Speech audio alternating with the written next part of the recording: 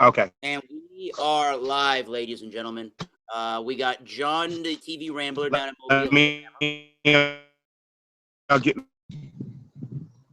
And I am Thomas Metal 75 from the Massachusetts Beer Reviews channel of YouTube. Welcome to Beer and BS Saturday edition. It's about a little after 4 o'clock on the East Coast in New England. And it's been the high 60s, so not really warm. I'm indoors, as you can see today, and I'm not actually really going to I was going to think about having a campfire with some buddies tonight, but it looks like it's going to be rainy in the forecast, but we'll see about that. It says 57 degrees, and it might rain around 9 o'clock, 10, 11, 12 a.m., 1, 2, and so forth. So not a great day outside. It is overcast, but I'm going to continue on with the examination. For my examination, I'm actually not going to be doing any beer today. I'm going to be actually looking at a hard cider that one of the family members acquired in a 6-pack. This one is from the Angry Orchard hard cider. It's their Orchard's Edge line. It's called the Old Fashioned. Never had this one. Kind of looking forward to that. It's their hard cider aged on cherries, orange peel, and the ever elusive bourbon barrels, as if we don't have enough bourbon barrel aged products out there in the market. It is What kind 6.5% alcohol by of beer volume. It's a cider from is that, Angry Eric? Orchard. This is the Angry Orchard's Hard or Angry Orchard's Edge, the Old Fashioned. Did it? When did this come out? That is a great question. I'm on the Angry Orchard website, and they don't list when it came out, although if you get Angry Orchard products, it's a I do. year-round one, so you'll be able to get it in your area for sure. They're Yeah. using, well, first of all, it says for this entire bottle, it's 200 calories, 19 grams of carbohydrates, and 6 grams of sugars, 1 gram of dietary fiber if you're on the Atkins diet. It is gluten-free. They are using Gala, Fuji, Red Delicious, Golden Delicious, and Granny Smith apples. They say the Old Fashioned is made with a blend of American apples and is aged on oak with dried tart cherries, California grown navel orange peel, and charred bourbon barrel staves, offering citrus and cherry aromas with a bright apple flavor and slight vanilla notes. It has lasting tannins and a full mouth feel. So I'm going to pour it into a little, I guess, And what's the glass. ABV on that again? 6.5, so not too hard edged, but just a little bit. Well, I mean, I know many. I guess those who are not fans of those styles, like myself, who kind of diss sort of beers because I just think that like that they at the 5%, but the Wicked line, just like with the Reds Wicked line, and I'm sure with this with Angry Orchard, I'm sure they're trying to really make a significant push in saying, folks, hey, we'll raise the ABV to make sure you can buy some.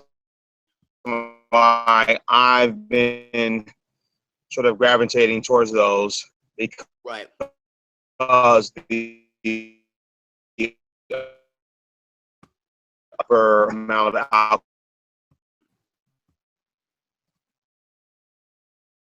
Sure. You're breaking up a little bit, John, so I don't know if that's on my end or yours, but No, my end. I think it's my end, and I have to go inside. And it's one of the annoyances about doing these having my computer outside. It's just, it's. Yeah. How about now? Is that better? It might be, yeah, a little bit. So we got 2 viewers on the channel right now watching, and I have the live chat up right now if anybody wants to chat and participate in the live event today. So what are you going to be enjoying this afternoon? Right now, I'm enjoying Bush, and let me go get the can of it. The new cans, and that has been, I guess, a good thing, a good seller so far. They haven't really, I guess when all the promotion that came out right around the Super Bowl, and I said, okay, let me go ahead and of course, it's still the same beer, but I guess the new cans is the main thing that kind of got me interested in it and saying. And but like I said, with this as well as I guess it's sort of been a resurgence with some of these beer companies, the big boys, AB, excuse me. Oh, hold on. God bless. AB, yeah, thank you. AB InBev, AB InBev, and Molson Coors or Miller Coors, whichever whatever the ownership of Miller Lite. Mm-hmm. Really been a significant promotion of really putting out a lot of their. Usually they don't really pay much attention to their economic brands, but now you've seen a complete reversal. Miller High Life now, as of course, they've been doing a lot of commercials, not just on YouTube, but on during games, baseball, football, whatever. Uh, the basketball playoffs, Bush has a as really big. You're noticing that now. Bush has a really big ad campaign going on right now. Really big. exactly. I mean, it started with this past Super Bowl with New England, your Patriots. Yes. And it was like sort of like, wow, it's surprising because usually Bud, or Miller Lite or Bud Light will get most of the attention, but they really kind of put a concerted effort in saying, hey, don't forget these economic brands are just as good. And you see the promotion that both of these companies are really, well, I guess now one company now since they're owned, but of pushing their economic brands. And it's kind of surprising, even for me, it's like, wow, they really are saying, hey, America, you could drink the big, our premium stuff, but don't forget our other stuff that's just as good as the premium. And it's been very impressive to see. I mean, I know everybody. I would think most people have had Bush, or maybe there are Yeah. those. Maybe I there are think it's those trash. people. Yeah, maybe there are those people that have a preconceived notion and just don't even just sort of walk by it or don't like that beer style or Right. whatever. But I know you drink that a lot. But how is it? How does it still hold up after? It's still the same as when I had it. I mean, it's the ABV on it, I think it was 4.5 for the Bavarian. Came out in 1959. It's still the same good, refreshing, lager that it is. Nothing really much to really, boohoo about it. Um, it's a good little sit down right now. Like I said, beautiful day outside right now, and was outside, Yep. but vacuum because of the stupid computer. But anyway, yeah, and I'm watching this IRL race, the Grand Prix right now. So whatever that's on TV, but yeah, the 500 coming up in 2 weeks or whatever. But Excellent. yeah, it's a good day to sit outside or just sitting outside, just taking in that beautiful weather and just having a few of these. It's not expensive. Just hanging out. Excellent. Well, I believe I'm looking up. I'm going to give you the review on this hard cider. I'm not sure exactly what to think of this. I don't have any preconceived notions. It kind of looks interesting. Bourbon barrel is been the thing for a long while in the craft Yeah, beer community. Although bourbon they're barrel using stouts, bourbon, yes, which I like. yeah. Although they're using bourbon staves, the barrel staves, which are just blocks of wood that they've just they probably just chopped up bourbon barrels and just threw them in the batch while they were making it. So that's what I'm guessing here. They are using their cidery that they're using is from Walden, New York, and the cider production is either within Cincinnati, Ohio, or Brenningsville, Pennsylvania. The Angry Orchard brand, if you guys don't know that are watching, is owned by the Boston Beer Company, which is the producers of Samuel Adams beer. So that's where this product comes from. And it does say ingredients are hard cider water, cane sugar, orange peel, maltic acid, cherry's natural flavor, quote unquote, carbon dioxide, and sulfites for freshness. Now, when I poured the beer, which it's not a beer, when I poured the cider, it is coming out, and I heard it put on Kentucky Brew Reviews as green tea kind of looking color, and I guess I'll go with that. It Yeah, almost kind of looks that way. Yeah. apple pear kind of color to it. Not a huge amount of carbonation, but if you watch, you might see a bubble or two. And again, it's not a beer, so it's not going to have any kind of head whatsoever to speak of on that. The smell on the old-fashioned Orchard's Edge is You're getting a little bit of a bourbon kind of a barrel note, not anything really big. You're definitely getting the orange. You're definitely getting some light fruited notes of the orange, a really light cherry. Kind of has a green apple ish kind of smell to it, and that just went all over me. Yay. Mm.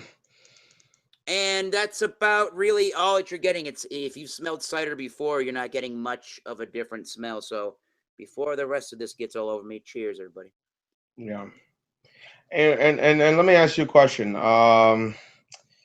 With this, do you think it's up there with the ciders? Do you think they what do you think is their demographic? Who are those who tend to buy those sort of things? I think that maybe, I'm not trying to stereotype or be sexist or anything like that. I think young women, in their 20s and 30s will buy this, Yep. and who want to kind of again watch their kind of be cautious of what they're taking in, figures and whatnot, or health wise, and thinking they just like they like the style. Me, I'm just not. Even with the Red's Apple Ale, 5%, I just mostly taste like very like a fermented, more so actually more like a carbonated sort of apple juice. That's kind of how I looked at it. I didn't taste any alcohol in any of those things. That or the Angry Orchard when I had it. I never done a review of the Angry Orchard, but I've had it before.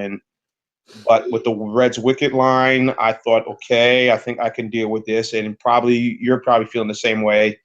Maybe I could tolerate this. A little more booze in it. I could give it a chance. Yeah. I'm thinking about that. It's 6.5 again. It's 6.5% alcohol by volume, and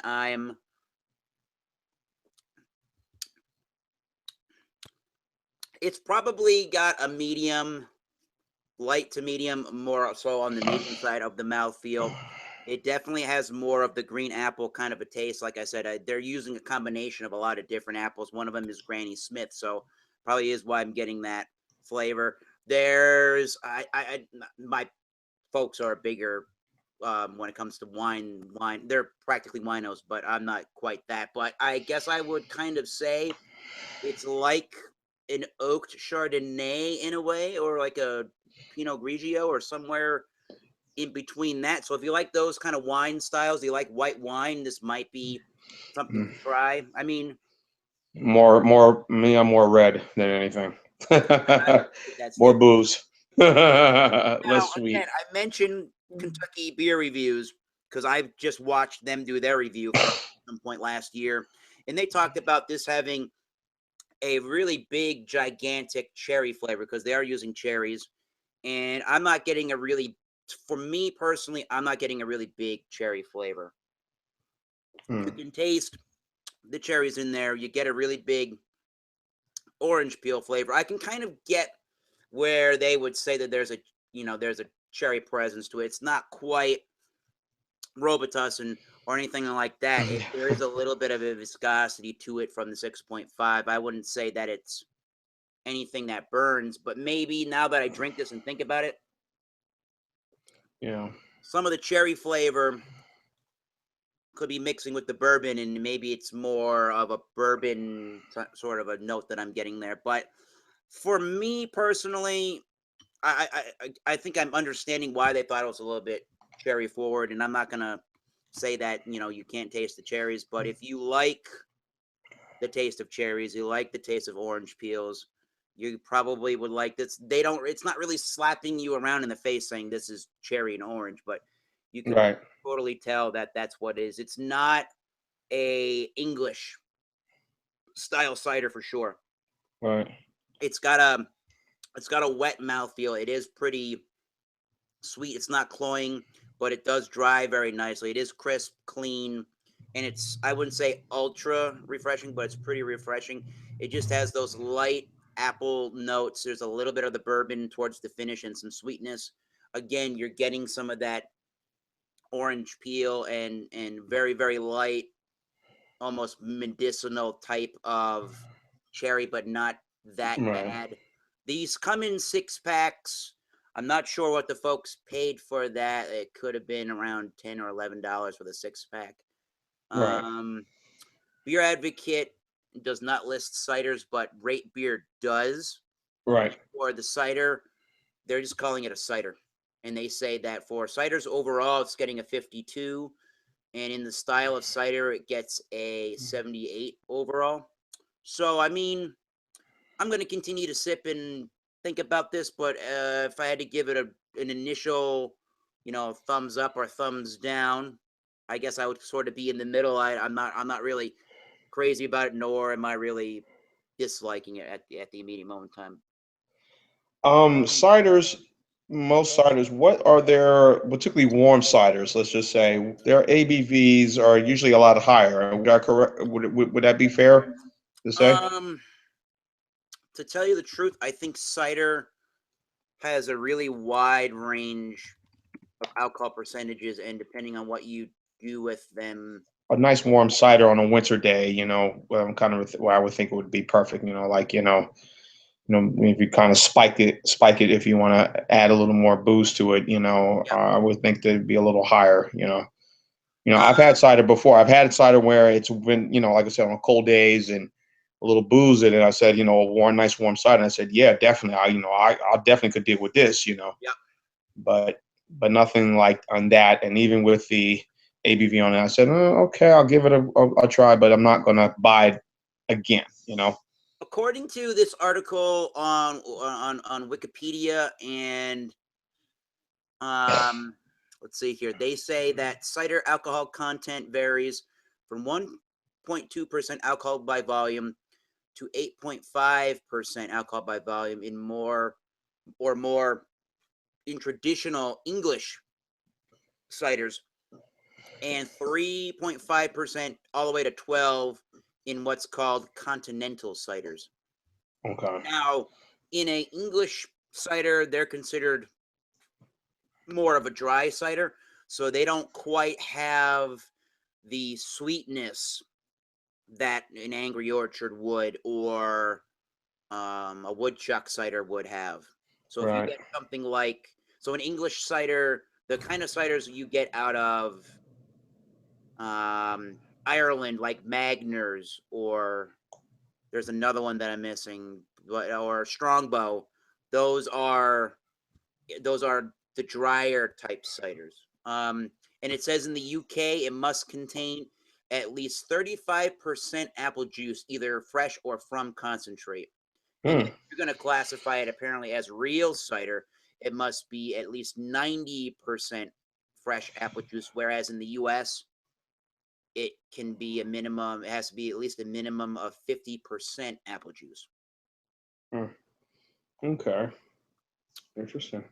And this is because you had mentioned it, that some females probably think that they're drinking ciders either because they don't like beer or the taste of beer itself, or they're more of a wine drinker, or perhaps they're trying to watch their weight. Although I don't think that cider is really the best way to go about drinking if you want to lose weight, or if you want to try to Right. watch your weight, because most of them are gluten-free. So because they're gluten-free, they're most likely going to list their nutritional facts on the back. On the side, right. And for this one, if you're trying to watch your weight, don't buy this one.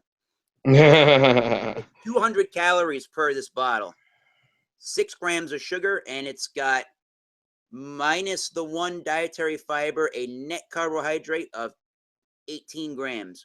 So this won't win you any fat burning awards, I don't think. But it's not the sweetest. It's not the sweetest cider that I've ever had before. I think the traditional, I'd have to go back to it, but I think the traditional, original Angry Orchard, and by far the Woodchucks ciders from Vermont are by far sweeter than this. Do you think, was it fair to say they're going to put them in the same category as maybe a wine cooler, or one of those bottles and James, or Seagrams, sort of in that category, like just like the boat? Is that kind of fair to put them in that same? I think cider in general, you probably could, like a Magners or a Strongbow, or even a Woodchuck, something like that. I think this one, It's not bad. It's not real great either. I just think Right. that this one's a little bit more pricey than most are probably looking to spend on cider. But I think I think you're exactly right. Those are the people that are the target audience for Yeah. ciders for Yeah. sure. And wherever you go The in the world, Budweiser Lima Rita crowd, the Lima yeah, I Ritas and think Star Rita so. crowds. Yeah. It's a Yeah. great, yeah, I think this would be a great, this old fashioned with the cherries and the orange peel and the bourbon staves, although it's not really, really strong cider, but it kind of, to me, almost has like a fall time kind of a feel to it with some of that bourbon barrel influence in there. Again, it's got the bourbon staves, so it's not the most gigantic of bourbon flavors, but all those Okay. cherry flavors and the orange peel, it just kind of reminds you of maybe like a late summer afternoon going into the early fall, and it would be great for Right. that. It probably would be good with, I don't know, salads, chicken, turkey, maybe some fish. Although the cherry flavor is kind of throwing me off a little bit. They say it's made with aged dried tart cherries and California grown navel orange. So it does have a little bit of a the adjunct of cherries and orange. If you like that, then this might be for you. If I had to give it a rating right now, they gave it a 78. They gave it a 78 on Rate Beer for the style, and a Right. 50 overall. I don't know if it's quite a 52. I think it's just middle of the road. I don't know per se that adding cherries and orange in the bourbon barrel stave really did anything positively towards this cider, nor do I think it did anything negative. I think, if anything, the most negative aspect to it is probably the price you're going to pay to get it at like $10 or $11 for a six pack. I would much Right. rather drink Magners or Strongbow or the original Angry Orchard or Woodchuck or any one of those. So that's Right. going to be, I think, my consensus on that. I mean, I do All like right. ciders, and then there's a Mhm. lot of history around the world of different ciders. Even if you go up into Canada, the Quebec, that province of Canada, Quebec has a really big, and France does too, has a really big ice cider and an ice wine heritage where they're making those things, and they can be between 9 and 13% alcohol by volume. So there's a really big market for ciders around the world, and I think slowly it's become a thing that beer drinkers have been getting into over the last several years. And just like with ice, or frozen wine or ice wine, or whatever you want to call it, people have been. There's a gentleman who rented a couple of machines for my job, and decided, pour whatever it is, Merlot or whatever, and they iced it down, and kind of, sort of one of our freeze machines. And it's like, I don't know the popularity. It's a big thing, ice wines, or wines that are kind of frozen wines, whatever it is. And I'm just like, okay, I know the wines that, again, I've grown up being old school, or wines that were, were specifically made to be chilled. Most majority of them are white, some red, like the sangrias or the red moscatos. Now that's a new thing right now, or the red roses, or usually the whites, Zinfandel or Chardonnay, those other type wines. And where the reds, majority of them were left at room temperature, and you get the full flavor. And that's why I'm a big red wine drinker than anything. But you're right. I guess it's part of that crowd, and again, it's just some beer drinkers are sort of looking to that right now. But I'm just in the opinion. That's just my opinion. I feel like I mean, you enjoy what you want to enjoy what you like, but let beer be beer. and and I know there's a market for the ciders and whatnot, but again, I'm more old school as well. Like, let me have my cider be warm, not cold, and let me have a little bit of booze in it, and I can go to bed happy on a nice winter night. So. Absolutely. So yeah, I'm gonna give that I guess just the middle of the road C, maybe like a 70. Maybe I'll bump it down to a C minus. It's not quite a D. I don't think it's a D, but I'll give it a 70. I don't think it's quite as great as original, just plain apple juice hard cider kind of tasting. But that's what I will say on that. I do have a couple of things that I want to discuss that have been coming out in the craft beer news. I realized Okay.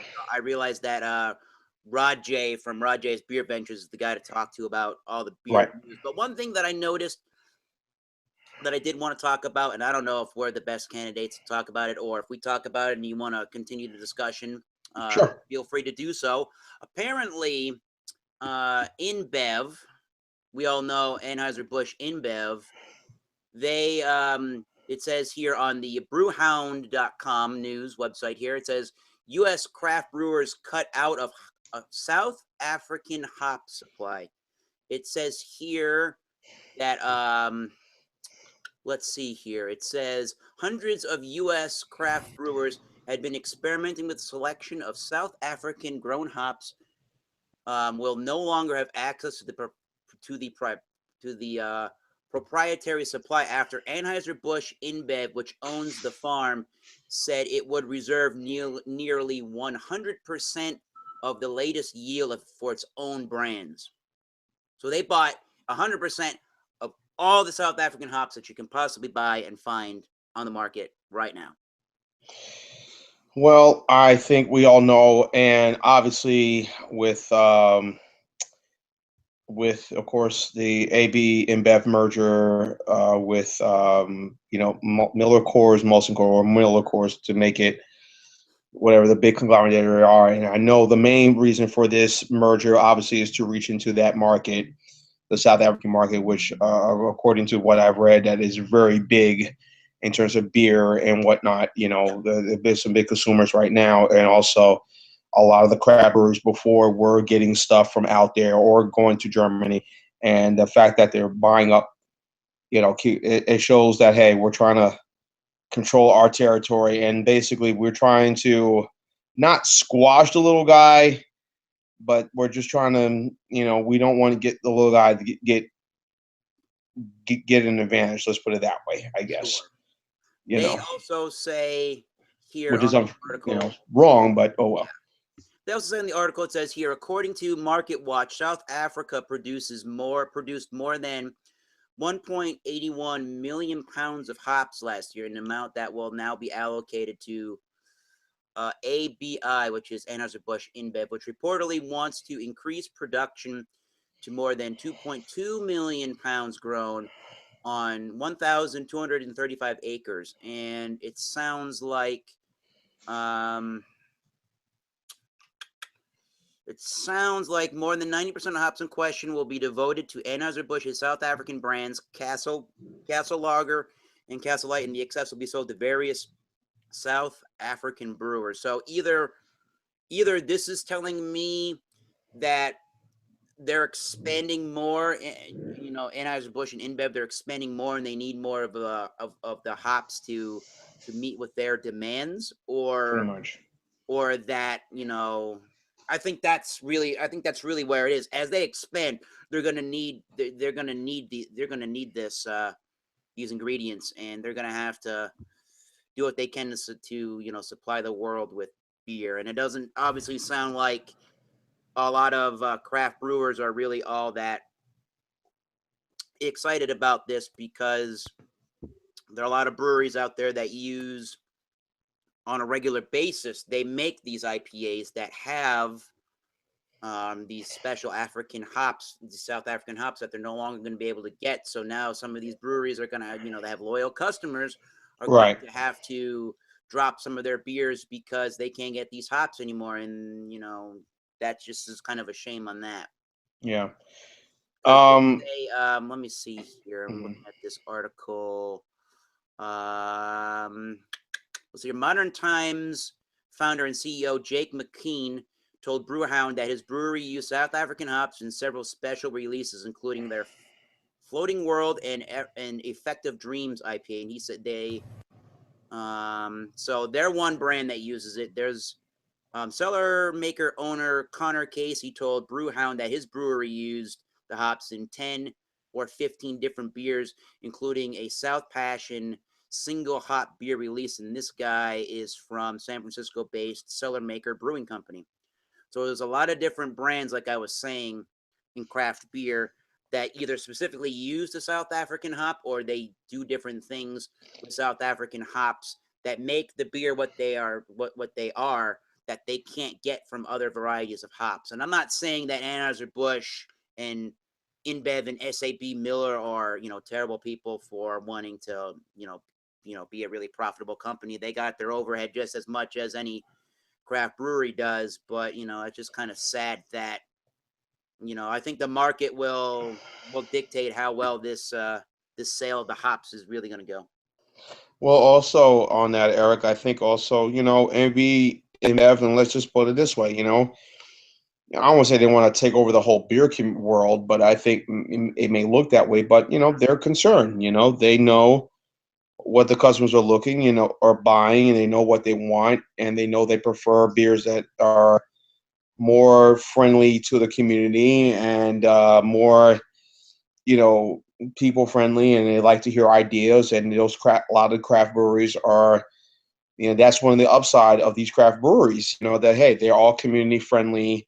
They're in the States, hey, whether it be Pennsylvania, I'm sure your area where you are, Massachusetts, a lot of the guys, a lot of those craft breweries, whether it be which ones that are not owned by the big boys, but are there talking to the folks and at the bars and, listening to, what do you like, or maybe have their minions or their guys out there in these locations, just speaking and talking and, and just kind of getting ideas and thoughts and, okay, what do you want? What do you like? What do this, and then that's one of the positives about that.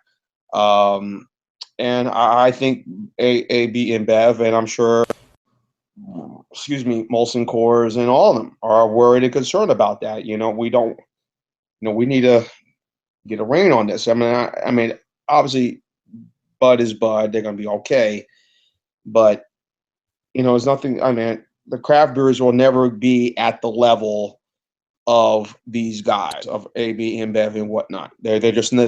They just don't have the supply. They just don't have the, distribution. And I think most of the times why these guys sell out to these guys is about distribution, majority of the time. I know everybody buys my beer in PA, everybody buys my beer in Massachusetts, but I really want them to buy my beer in New Jersey. I really want them to try my beer in Alabama, and that's the reason why they like, okay, shake hands, we got a deal, give me the check and boom, and just make sure my beer is out there everywhere. And they still have a place, those involved, within the company, but it's all about pushing their stuff into other parts of the area.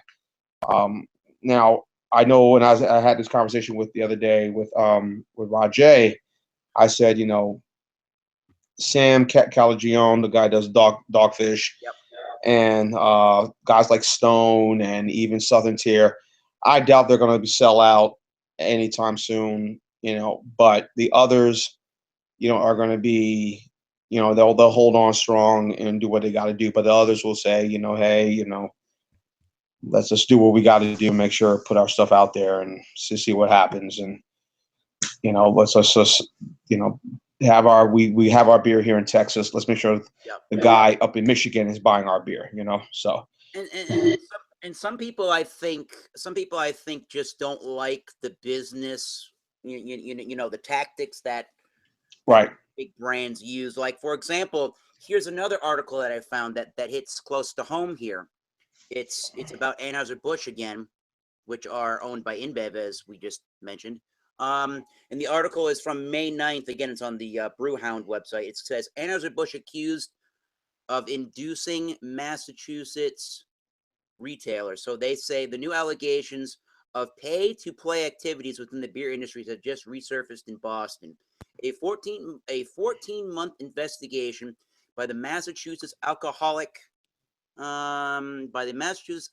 Beverages Control Commission to a wholly owned Anheuser-Busch wholesaler has resulted in charges that the beer distribution company illegally provided $1 million in free equipment to retailers, according to the Boston Globe, who first reported the story.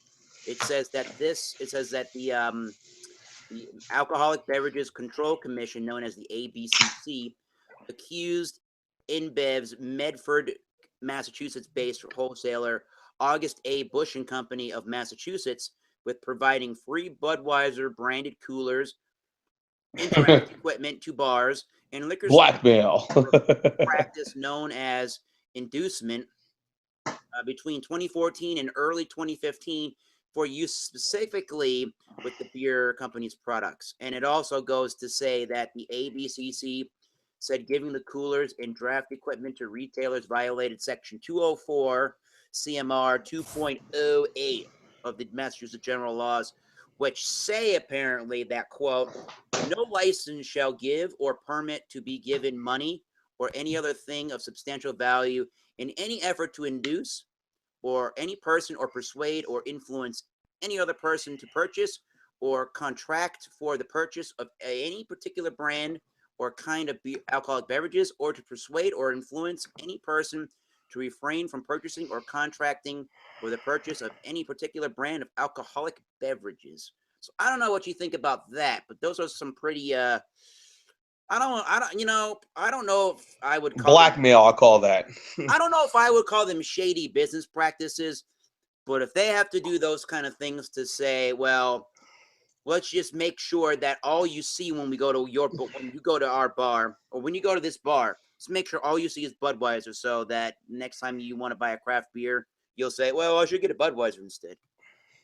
Yeah, just like and I'm sure down here, and I'm some of the bars I've gone to, I mean, spots, we've had different things, different styles, different whatever people, we have a lot of stuff, of from Fairhope and Good People and whatnot. But at the end of the day, it's whatever the big boys, Bud, Miller, Paps, whomever, there. But it's like if you're going to a bar in Massachusetts, you probably say, hey, all you see is Sam Adams, all you see is all the Boston Beer Company beers, or maybe beers from what's the one in Rhode Island, Narragansett, if I'm correct, and or beers from Genesee, and I'm sure in New York. So I'm sure that the same stuff would go in every state,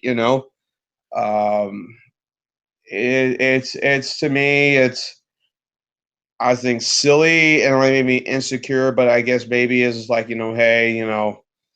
hey, we have to be competitive with the little guy, because the little guy is, I would say they're not as strong as the big boys, but we got to make sure that we're out there just as much competing and challenging them as with the big boys. So yeah, it says on the article, and I'm not sure where this brewery is located inside of Massachusetts, but the article, if I scroll down here, it says Notch Brewing founder Chris Loring told Brewhound that the case is another example of the challenges small brewers face when competing with a well-resourced and multinational corporation such as Anheuser-Busch. And he goes on to say, quote, in all this, what concerns me is that Anheuser-Busch, and I've lost count of how many craft brands they have purchased, but this just shows the power of AB to control the marketplace. It makes it harder for small brands to gain access to, as you say, distribution channels.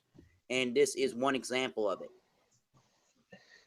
So, I mean, if that doesn't explain what's practically going on, I don't know how else.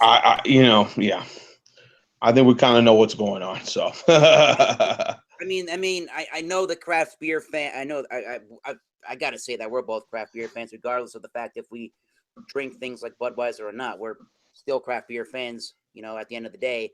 But I still think that you can be fans of both macro beers. We've said this, both of us, I know, countless times, and Jay Terrio and a lot of the people that we hang out with on the internet. have said it. We can be fans of craft beer, and there's nothing wrong with liking a light lager or liking a mass-produced kind of a style American adjunct lager.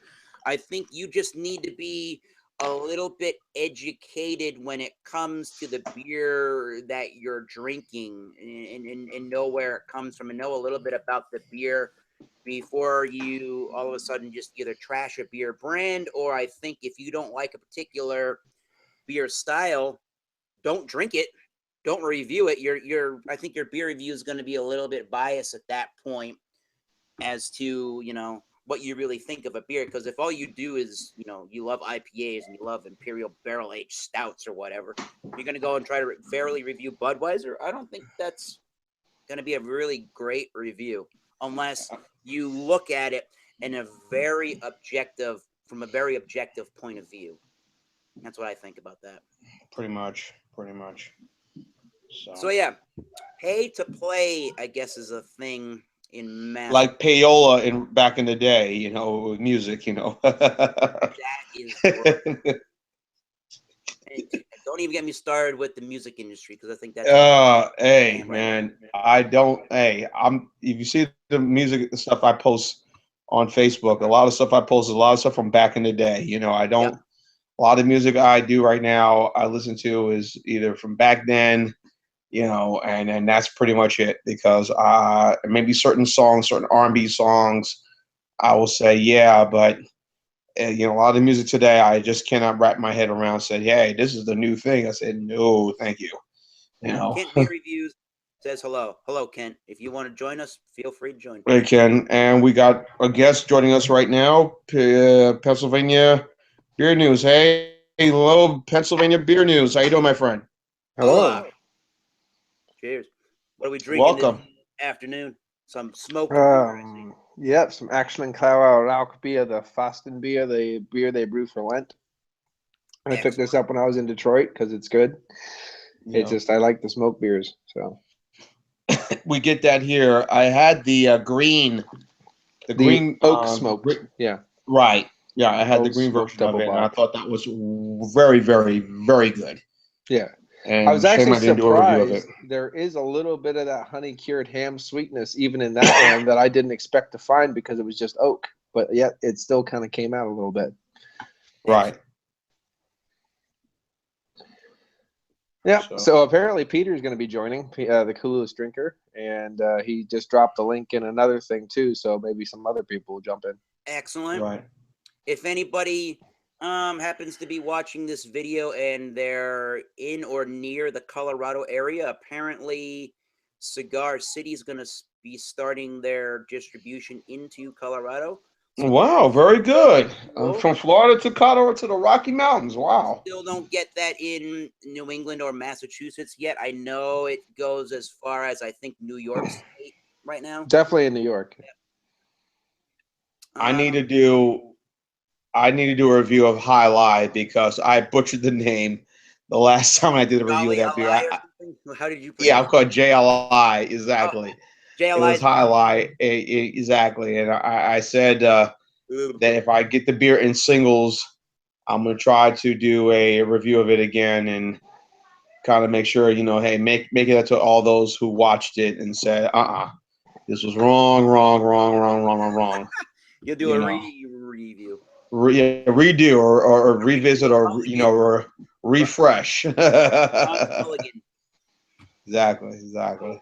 And if anybody, by the way, that's an excellent IPA. By the way, if anybody didn't know yet, apparently, Heineken has fully completed their Lagunitas buyout this year. Says less than 2 years after purchasing 50% stake in the California and Chicago-based craft beer maker Lagunitas, International today, which was May 4th, 2017, they announced today it was coming back for the other half of the fastest-growing U.S. brewery. And apparently, the other remaining 50% stake in the company was reported to be worth around $500 million, according to a previous valuation of the Lagunitas business. So basically, they're going to keep their see, Lagunitas, they have the brewery in California. They have one in, if I'm correct, Chicago. tell me if I'm wrong, one in Illinois. Am I right? I believe so. Yeah. Okay. And they were opening up another brewery, I think in North Carolina as I well, heard a aren't rumor they? of that. Yeah, I heard a rumor of a North Carolina company, but I wasn't sure. Yeah. Yeah. And then with those three, and then of course Heineken International, their headquarters in I guess the Netherlands, whatever Mhm. that is. So Well, the nice thing is, so I mean, I think we've all, to a certain extent, experienced Lagunitas before and after the buyout. yeah. So now, here's a great time for all of us who's all panty turned up because of all this buyout bullshit, which I don't give a fuck. You know, I don't care about humans and their problems. Yeah. But like, I mean, everyone now who's involved, you're Yeah. all involved now. We all have a good idea across the globe of what Lagunitas tastes like before the buyout, during the buyout, and now we'll have to check it out and monitor it after the buyout. And as soon as it changes, we all need to scream. And then there you go. Here's the proof. Now it Right. sucks. Way to go. You know what I mean? Like, but until then, I'm still gonna buy it. Yeah, you can't say Me that too. it's awful because you can't categorically compare beers before and after because it's just impossible. And if you've got a beer before the buyout, it's going to taste absolutely awful because it's so old. But Obviously, yeah. But now you have Yeah. fresh stuff on the shelves. Buy it, drink it, see what you think about it, and then in a month or two, try it again and see if it changed. You know what I mean? Yeah. That's the thing. Buy it again. These people who have this outrage, they never give it a chance. They Mhm. just instantly go, no, no, I said no. about the Goose Island stuff. The Goose Island stuff has changed a little. You can tell, but the Goose Island stuff wasn't that great to begin with. So it didn't change that overly much, but it did change a little, but not that bad because it wasn't the greatest thing in the world anyway. Because I had that stuff in 2009. I started drinking that stuff when I was in Chicago, Mhm. and it was good, but it wasn't amazing back then. So Right. mhm. The IPA, yeah. The IPA, and there was I the like 312, that, but their everything Honkers else from Ale. Goose, Yeah. the urban wheat and whatnot, you know. Mhm. Yeah, the IPA, which is the only one that I've had from them, which is the only one. Well, you can get that, the Honkers Ale. Is it the Honkers Ale? Can't remember. Honkers Ale. Honkers Honkers Ale, Ale. right. And there's the 312 Wheat Ale, where it's Urban the Wheat, yep. postcode. Yeah, but Yeah. we only rarely get those three beers on a regular basis. And I've had the IPA, and it's an okay IPA, but I'd only really get excited about an IPA like that maybe 5 years ago. It's just, there's just nothing.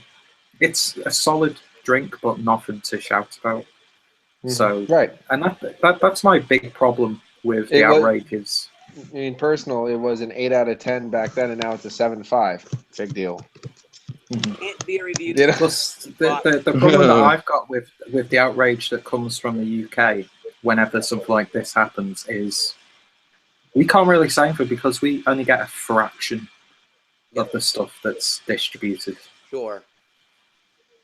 Kent Beer So- Review says that he bought 4 bottles of Lagunitas IPA this morning, so he gives no fucks if it's been taken over, as he. And believe me, there will be no Lagunitas IPA at your house tonight because it's that easy to drink. Yeah, It will that's all a be good. gone. That was a good core IPA. Yeah, they talk about that there's this group that Heineken's getting together, or should I say Lagunitas announced last June, a string of investments into 3 smaller breweries that would intend to help the company, quote, expand the way that it participates in local markets. And the company is also planning to build a brewery in Europe to hopefully deal with the demand that's going to come of Lagunitas. They talk about. Well, let me see here. They talk about Krebs Brewing purchased Prairie Labels, and Oden Brewing acquires Hilliard's brands, and Lagunitas is going to go, local, and hopefully there's going to be. They look like they bought stakes into 2 different breweries: the Moonlight Brewing Company, which is in Santa Rosa, California, and the Independence Brewing Company in Austin, Texas. So hopefully, and they have another company under contract, which is Southland South End Brewery and Smokehouse in Charleston, South Carolina. We're quickly into a Lagunitas Tap House and Beer Sanctuary, and supposedly those are going to be places that are going to help out with the distribution needs, probably overseas. I bet. Well, I've always said, hello, hello. We hear you. Yeah, we Can you hear me? John. Yeah. Yeah, hey, Oh, loud good. and clear, John. Can you hear me? Okay. I was gonna say Lagunitas has always, I think with Heineken, I think, well, the reason they purchased by Heineken, I know Heineken does with their imports do a lot of distribution in the in the States. But I'm sure the reason they purchased them was all about getting out to parts of the, I guess, parts of, there where Heineken is big overseas, with Lagunitas to say, here we bought this American company, we're going to bring American beers. And like I said, again, as I was telling Eric, a lot of these murders are all about distribution. If a global, European conglomerate like Heineken can come and buy out Lagunitas, it's all about pushing that American, style of beer company to those overseas, just like with MLB Miller, or even whatever it is, Molson Coors or Miller Coors or SAB Miller, promoting, hey, we're going to bring a lot of our American beers to South Africa, and whatever beers that we have in that part of the country, we're going to try to bring to America, Yeah. It's all about distribution and sort of exposing market globally, making the beer world a smaller world, I guess, Correct. And there are haters. I mean, there are people that just absolutely will not this and that. Like, Ballast Point haters and this haters and that haters. I'm like, can you prove to me that the brewing process has changed?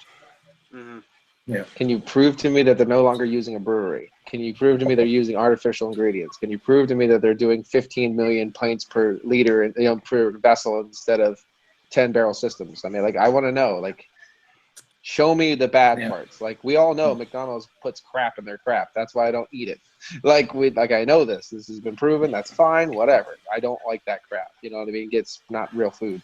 So, like, show me that the beer has changed and the ingredients have changed and this has changed and that's changed. And I get, okay, I get it. And if it tastes like it has to, I'm not going to buy it anymore. But I remember Ballast Point Sea Monster Imperial Stout being wonderful. And if I see it on the shelf again, I'm going to pick it up because I remember it being wonderful, and if it isn't, I'll let people know about it. But other than that, if it still is, I'm going to keep buying it. Same thing with Lagunitas IPA. It's the best go-to IPA I think I've ever found so far, where I can actually get it and you can just keep buying it. And it's cheap. It's been cheap. It was cheap before the fucking buyout. So if it gets even cheaper, my dick's going to get even harder. No, I like it. Like, I'm fine. If Lagunitas gets an actual, like, to that really super affordable, like I'm gonna buy it all the time. As long as the quality doesn't go down. Yeah. See, that's the thing. People just do not look at the bottom line. If the beer is, like, destroyed because of it, then yeah, I can understand it. But at the same time, I don't care because I don't have a stake in this business. But it is a business. It's there to make money. Yeah, it's a business. So you could use the same arguments with the buyouts of beer for pretty much any product that is mass produced. Well, Chevy just got bought out by Fiat or something like that, right? Or Jeep just got bought out by Fiat, so we can't buy Jeeps anymore. I mean, is that it? Apparently not. Yeah. I don't. It's like that Jeep will never taste the same. It will never ride the same, right? Yeah. Oh, it's not as smooth. Not as smooth. It's that's rough around the edges. That's really like the biggest news that's going around in beer right now. Now, besides that, John and I talked about it before Peter and Paul, not Mary. Peter, Paul, and Mary. Yeah. We talked. Mary's still in the basement. She'll come up later. I don't want to know. Two little dicker birds sat on a wall. One named Peter, one named Paul. But we talked about, and Kent Beer Reviews here says more important things to worry about than beer, although only just. Sure. But John and I talked about a little earlier the fact that Anheuser-Busch InBev bought out 100% of the South African hops that are grown there right now. So that's got to show you that, I don't know if it's just that these big that they're such a big brand and they're acquiring so many breweries around the world, or they have so many, or they have so much overhead and they have to distribute beer and make so much of this goddamn beer around the world that they have to do things like that, where they take 100% of all of the hops from one country so that nobody else is able to even use them. If they have beers that these companies use that primarily use the South African hops, they just can't use a different hop because it's going to totally change the complexion and the character of their beers if they decide, well, I can't get the South African hop. How many beers have you had this year that had South African hops? You know, honestly, none. None. I couldn't even name a South African hop. None. I can name you more. I can name you more that use maybe New Zealand and like Galaxy hops. But that's not the point we're making here. People's panties are full of blood and things because of a hop they've never had. And like things like that. It's like, well, okay, guys, it's okay. Calm down. It's like you name me 5 breweries that are directly affected by this. I can't even give you one. Carling Black Label, right? Are they from South Africa? South Africa, right? The country of South I think Africa. so. Yeah. Well, aren't they like mainly brands that the craft people hate anyway? So. Oh, that's right. Yeah. So it doesn't matter it's anyway. like. There you go. If a guy dies in the street but you hate him, is it really bad? Like, I don't know. It's like one of those kind of deals. Should we cry about it? He was an asshole anyway. I've not read all of the articles about it. I know the very basic like bottom line of what they've done. But what's to say that they won't like actually still deal with people who want these hops? They just have to go to InBev and say, listen, is it possible that we can like pay you for these hops? Are they just like we're keeping them all and nobody else having them, or will they think, well, we can still make money from this? It seems like the biggest brand that's complaining that I can see here, that's kind of complaining about this whole buyout of the South African hops, is Modern Times Beer, because apparently the 2 big hops they use in a lot of their beers are called Southern Passion and J17. Well, those hops farms are owned by giant hop farm conglomerates, so it's okay to buy your hops from a giant conglomerate, but don't buy your beer from a giant conglomerate. Exactly. No, they don't want that. Yeah. Oh, No. wait a second. But you can buy your hop. You can't buy your hops from a local down the street guy where the guy's name is Paul and you met his wife once when you were in school. Can't do that. But it's okay. You know what I mean? Like, I don't know. Like, what's the problem? Where are we going to stop the lying, guys? Are we going to keep going out and branch out and branch? Where are you getting your malts from? You better, it might be a farmer down the road that grows and malts his own shit. I mean, what are we doing? Yeah. Because Briss is a major company. You know what I mean? Like there's a couple different maltings that are major companies. So you're getting your ingredients from a major company, but you're taking those ingredients and making a craft thing that can never be bought by anybody who likes a major company. Like, okay, what? Calm the fuck down. Yeah. I don't drink macro shit because I think it tastes bad. I drink craft beer because I think it tastes good, and a lot of craft beer tastes bad too. You know what I mean? Yeah. Like it's down. Modern Times, they tweeted a bunch of stuff on May 10th when a lot of this news broke out. They tweeted at where is it here? They tweeted at 2:23 p.m. on the West Coast time in California on May 10th. They said, next time you consider buying beer from AB InBev and their zombie breweries, we hope you'll take this extreme dickishness into consideration. And they got 227 carts for that. Yeah. Well, now that's 227 potential new buyers of Modern Times beer. So that it pays to be a loud asshole and whine and cry about stuff because that's publicity. That means more people that know about your brewery that want to drink your brewery are going to find it. Oh, this guy's standing up to the Giants. Let's go all run after him and buy all his stuff now to help out David so he can throw that fucking stone. And Cellar Maker Brewing Company, which is also another brewery in California, says, quote, on May 10th, quote, we've got a full pallet of South African hops left.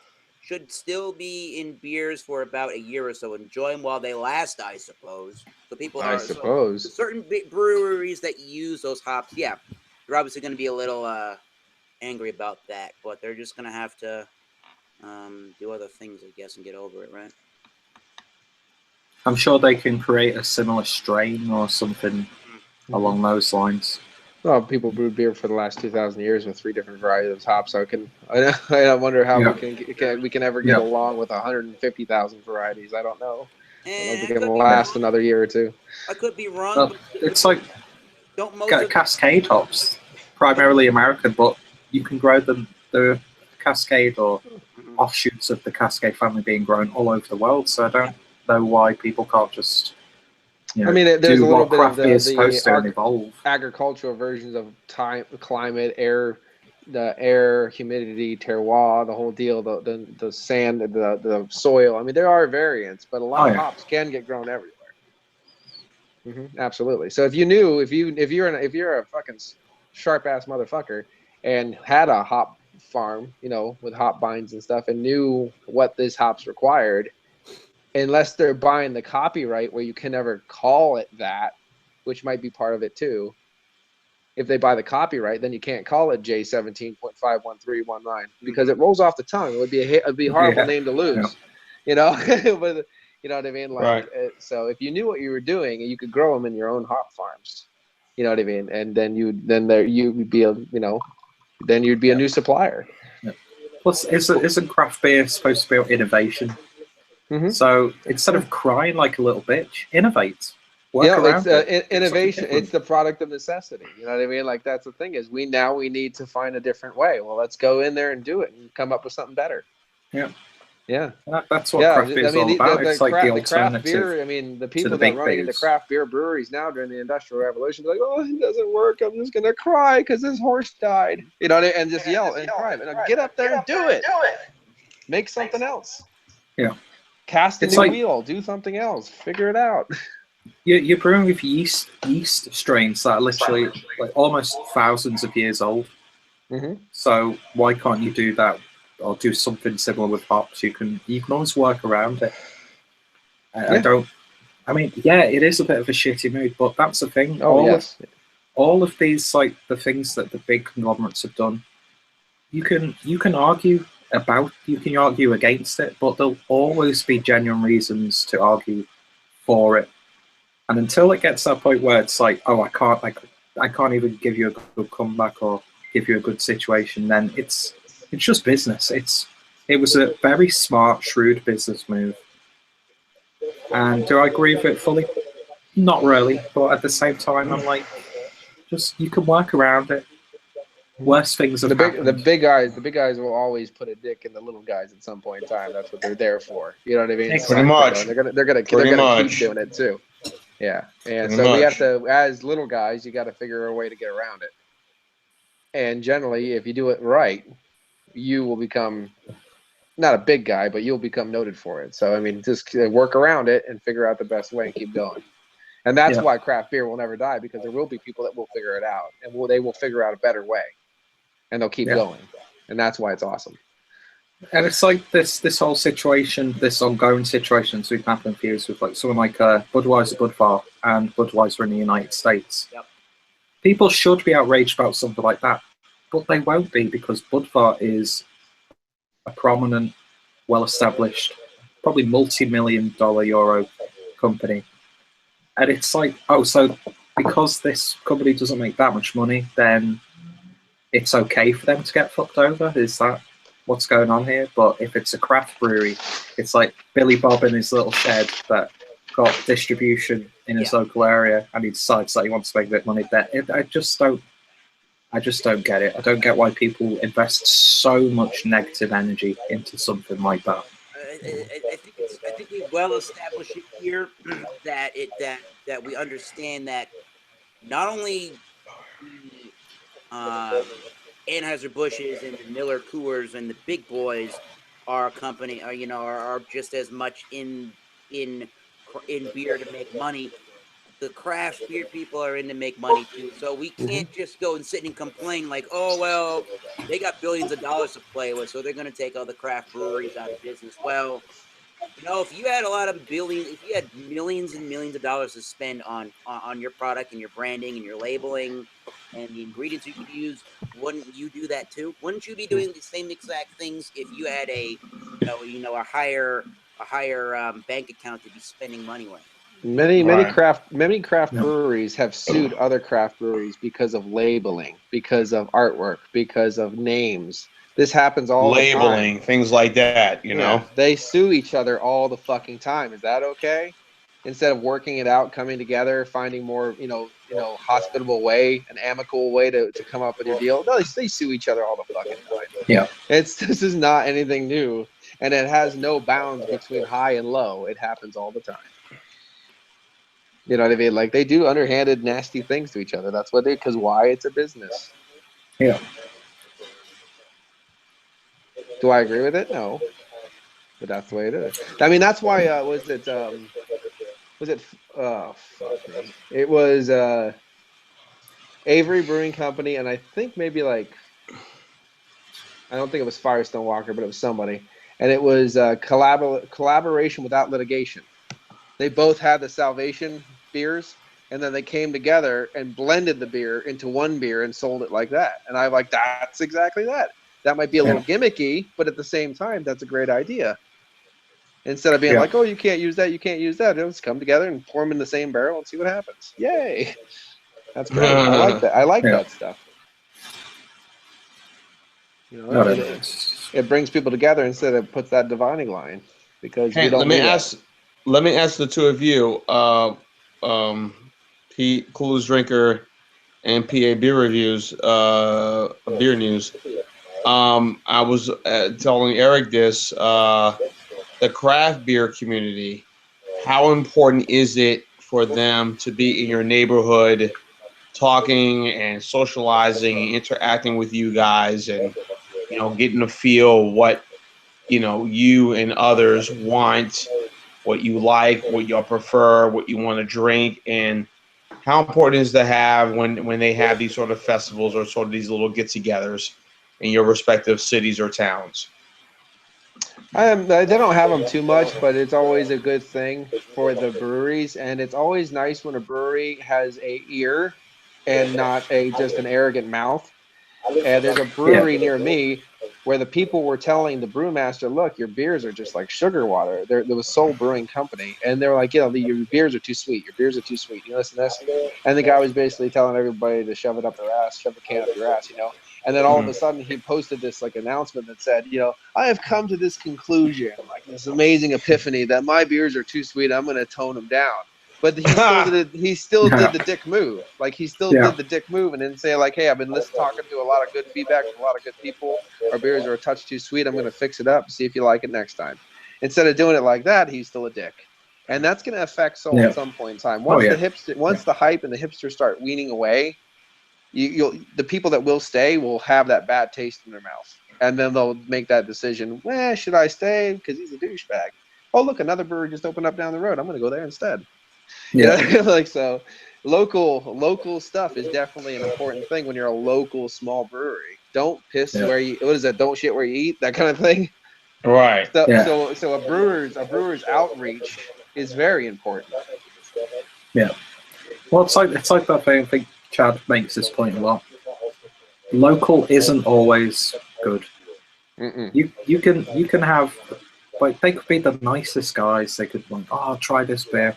If it's a shit beer, you've got to tell them it's a shit beer. And because you're a business and you're putting your stuff out there to be seen, you have to take constructive criticism. It's like if you just consistently, without taking any criticism or any feedback on board at all, you just keep churning out this product, the more you churn it out, the less people are going to drink it. And it's like, I mean, you don't have to bow down to every demand from people, but at least take a step back and think, well, these people have got a point and I should acknowledge it. But then again, you get people like you were just saying, I've come to this fantastic idea that my beers, I should go in this direction. And it's Yeah. like the creative, like, we've been telling you that for like 2 fucking years. Yeah. Yeah. And even though you're doing what they wanted, the way you're doing it is still pissing them off because you're being a dick about it. Yeah. Yeah. And that's the way it is. I find a lot of beer when you get into the really big-headed people when it comes to drinking craft beer.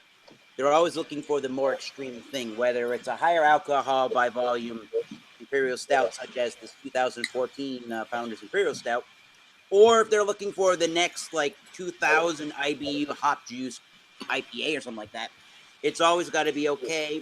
I've tried what you call the most extreme. Now I want even more extreme, and I think people can get caught up way too much in that aspect of beer as well. People will always go into more extreme. Yeah. And I know I've known some reviewers, for example, that have the extreme and the extreme and the extreme and the extreme, or like just say like the high highs, the extreme, the extreme, extreme, extreme, and the next thing you know, they get a beer that you know is fucking out there fantastic. And they go, yeah, it's all right, man, blah, blah, blah, it's okay. Blah, blah, blah. And I'm like, your palate's totally fucking burnt out, dude.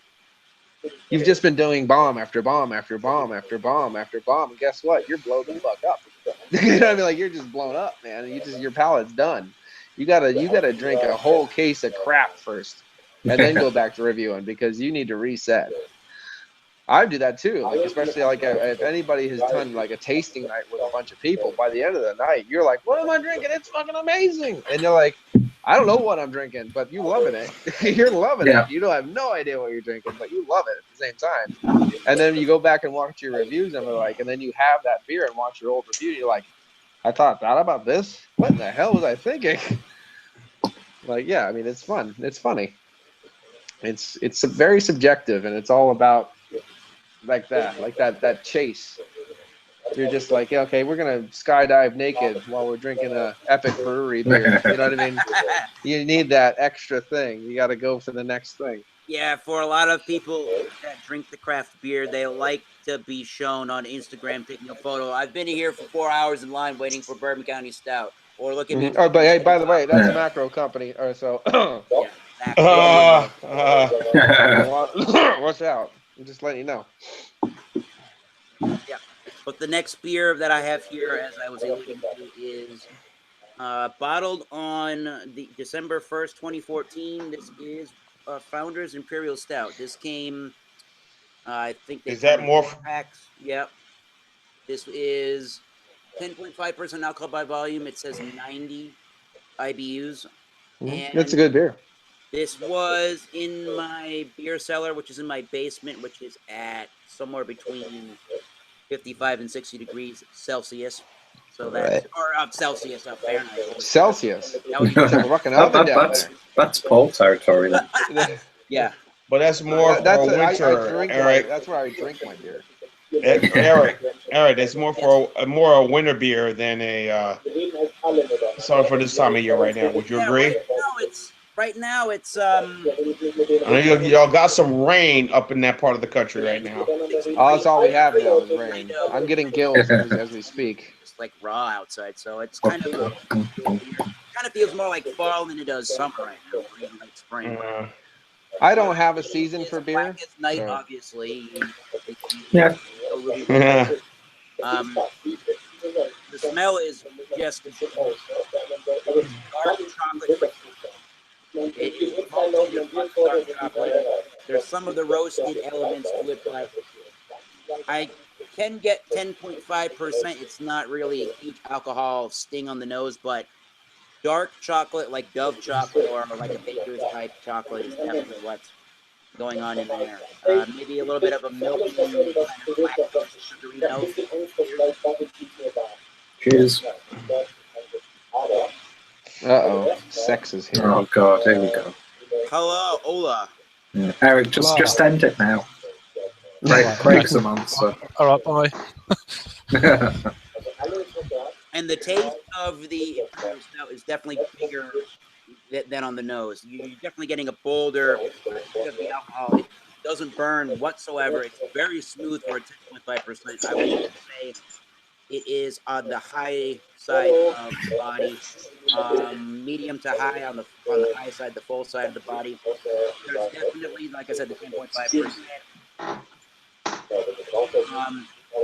There's that dark chocolate in there. I'm getting some vanilla. I'm getting a little bit of coconut, but this is not dry. It's not a bourbon barrel aged, but I am getting those kind of similar notes there. There is more of a coffee taste in the mouth, and I am getting more. I'm kind of surprised by that. I'm getting a little bit of a carbonation, prickliness from it, even being 3 years old. That's pretty good. I like that.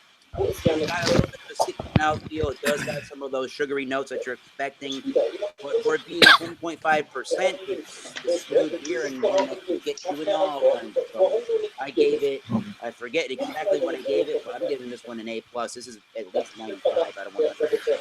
It's good. It's great. I love the breakfast stout. I like the Kentucky breakfast stout. But there's nothing wrong with just plain old Imperial Stout from Founders at all. Yep.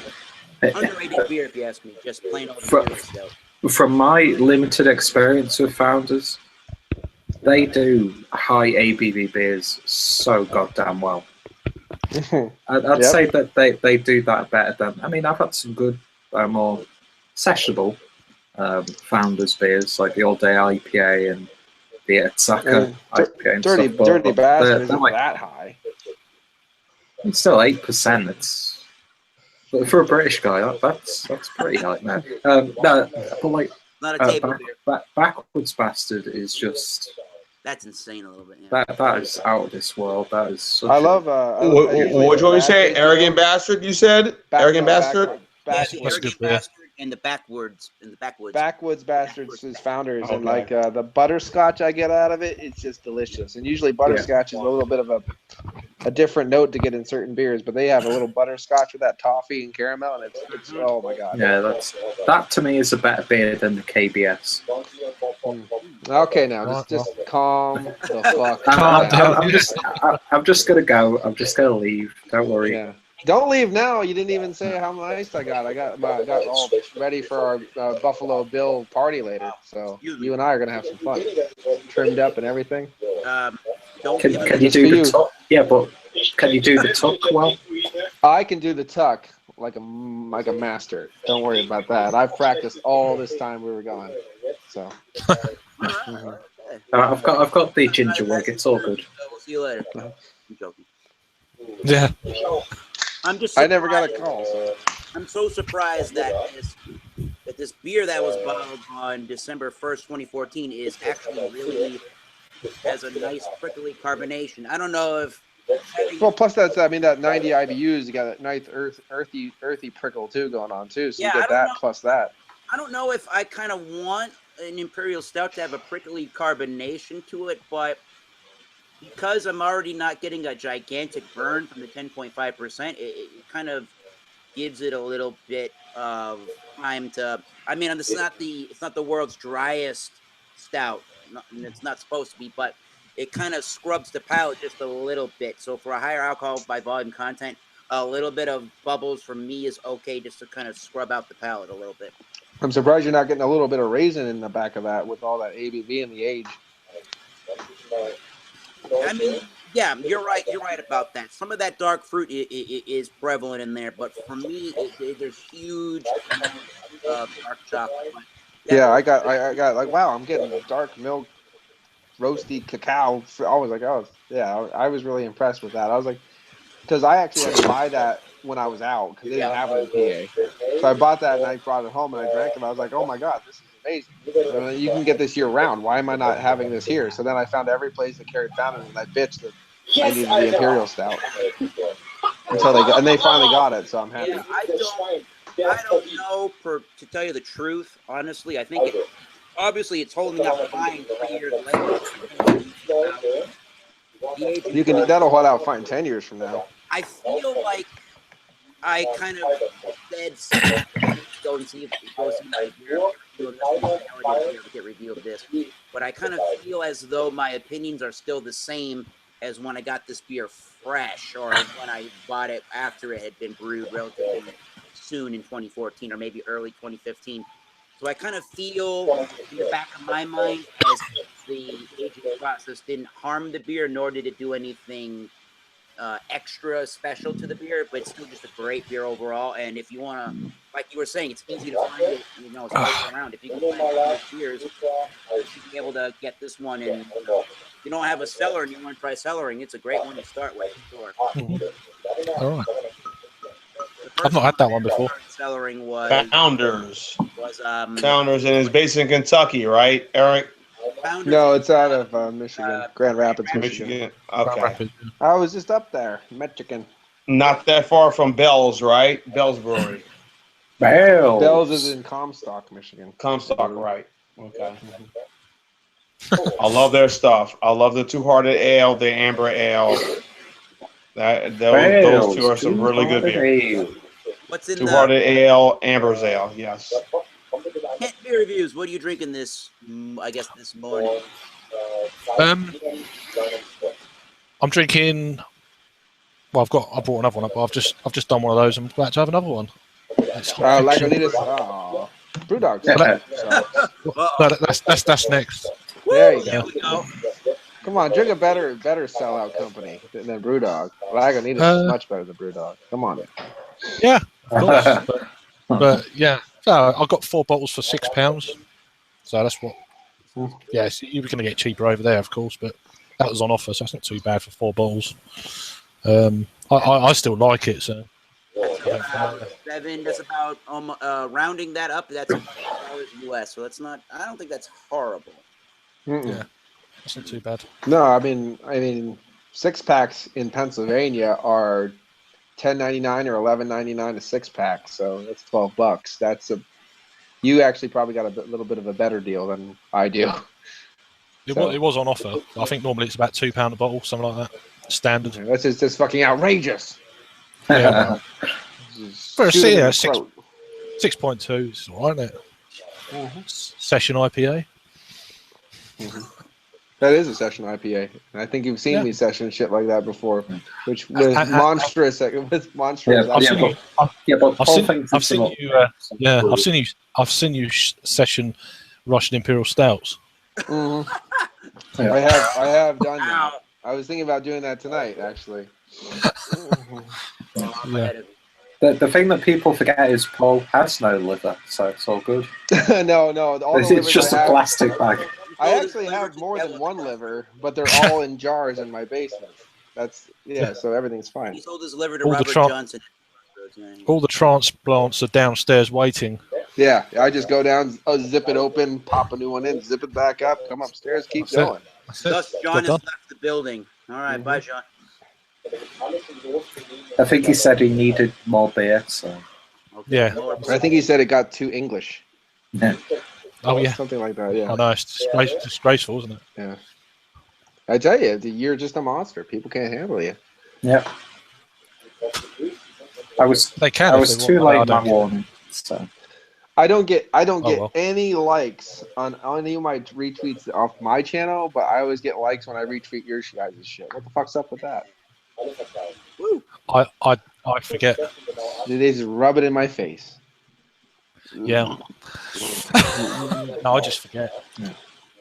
Everything, but it's just sometimes. Apparently, some new news I just found out. I don't know if anybody in got this beer, but that Pabst last year and maybe the year before that, Tankard Ale. Apparently, and that was supposed to be the English style beer. Oh, the Tankard Ale. Yeah, I was like, oh, what's this? Pabst Blue Ribbon. Put it back. It was one of the best. For me, it was one of the best big brand beers apparently, I guess recently it just came out that they're going to discontinue. Due to its poor sales performance, we have decided to discontinue our old Tankard Ale. We would like to thank you for the support over the years, but unfortunately, sales simply were not enough to continue producing the product. I think that was a very good beer, Eric. I think what killed that product.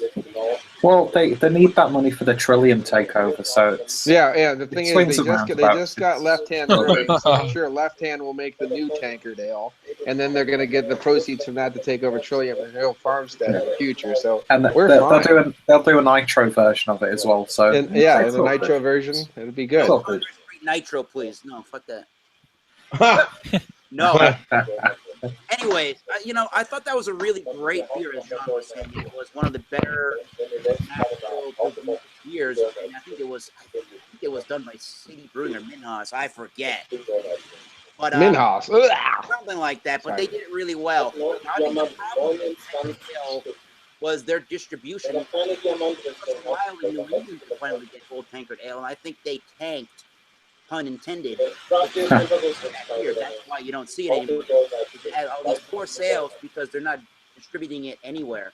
And for everybody that got it, that really, really loved it, it's a shame that the rest of the 50 states or anybody in England couldn't have been able to try that, because I think even if the English tried it, they might say, well, there's some faith in the macro beer. I'm a Commonwealth, so just calm down. Ah, But what's that? it's basically like a state but better. So yeah. Yeah, we call Well, it. we went over and we got it in Pennsylvania, and everybody did the same thing. We picked it up and we're like, "What's this?" Oh, PBR. They put it back down. They walked. I mean, that's what everyone did. I'd give it a try, but Yeah, It might still be on the shelves. I mean, we don't discount and we don't throw away beer in Pennsylvania. If it's a 10-year-old Budweiser, it's a 10-year-old Budweiser. Even if it's sat in the sun for 10 years, you're gonna buy it at full fucking price, because we don't get rid of beer like that in Pennsylvania. So it still might be there. And it came in cans, right? There was cans. Yes, it came in 4-packs. As far as I remember seeing it, and you can tell me if I'm wrong there, John. As far as I remember seeing it, it was in 4-packs of 10. It was kind of like a white box with the Stein on it, and it said Tankard Ale. It had a guy that looked like Robin Hood holding up one of those pewter cups like a tankard. I have them somewhere around the house. Actually, it was made out of City Brewing in La Crosse, Wisconsin. That's where it came out of. City Brewing Company. And it was a 35. I can't hear a TV anymore. Thank you, Sean. Was that? We can't. No, it was all I can't- German. It was eine kleine Seite für Sie. I know. Yeah. When was that?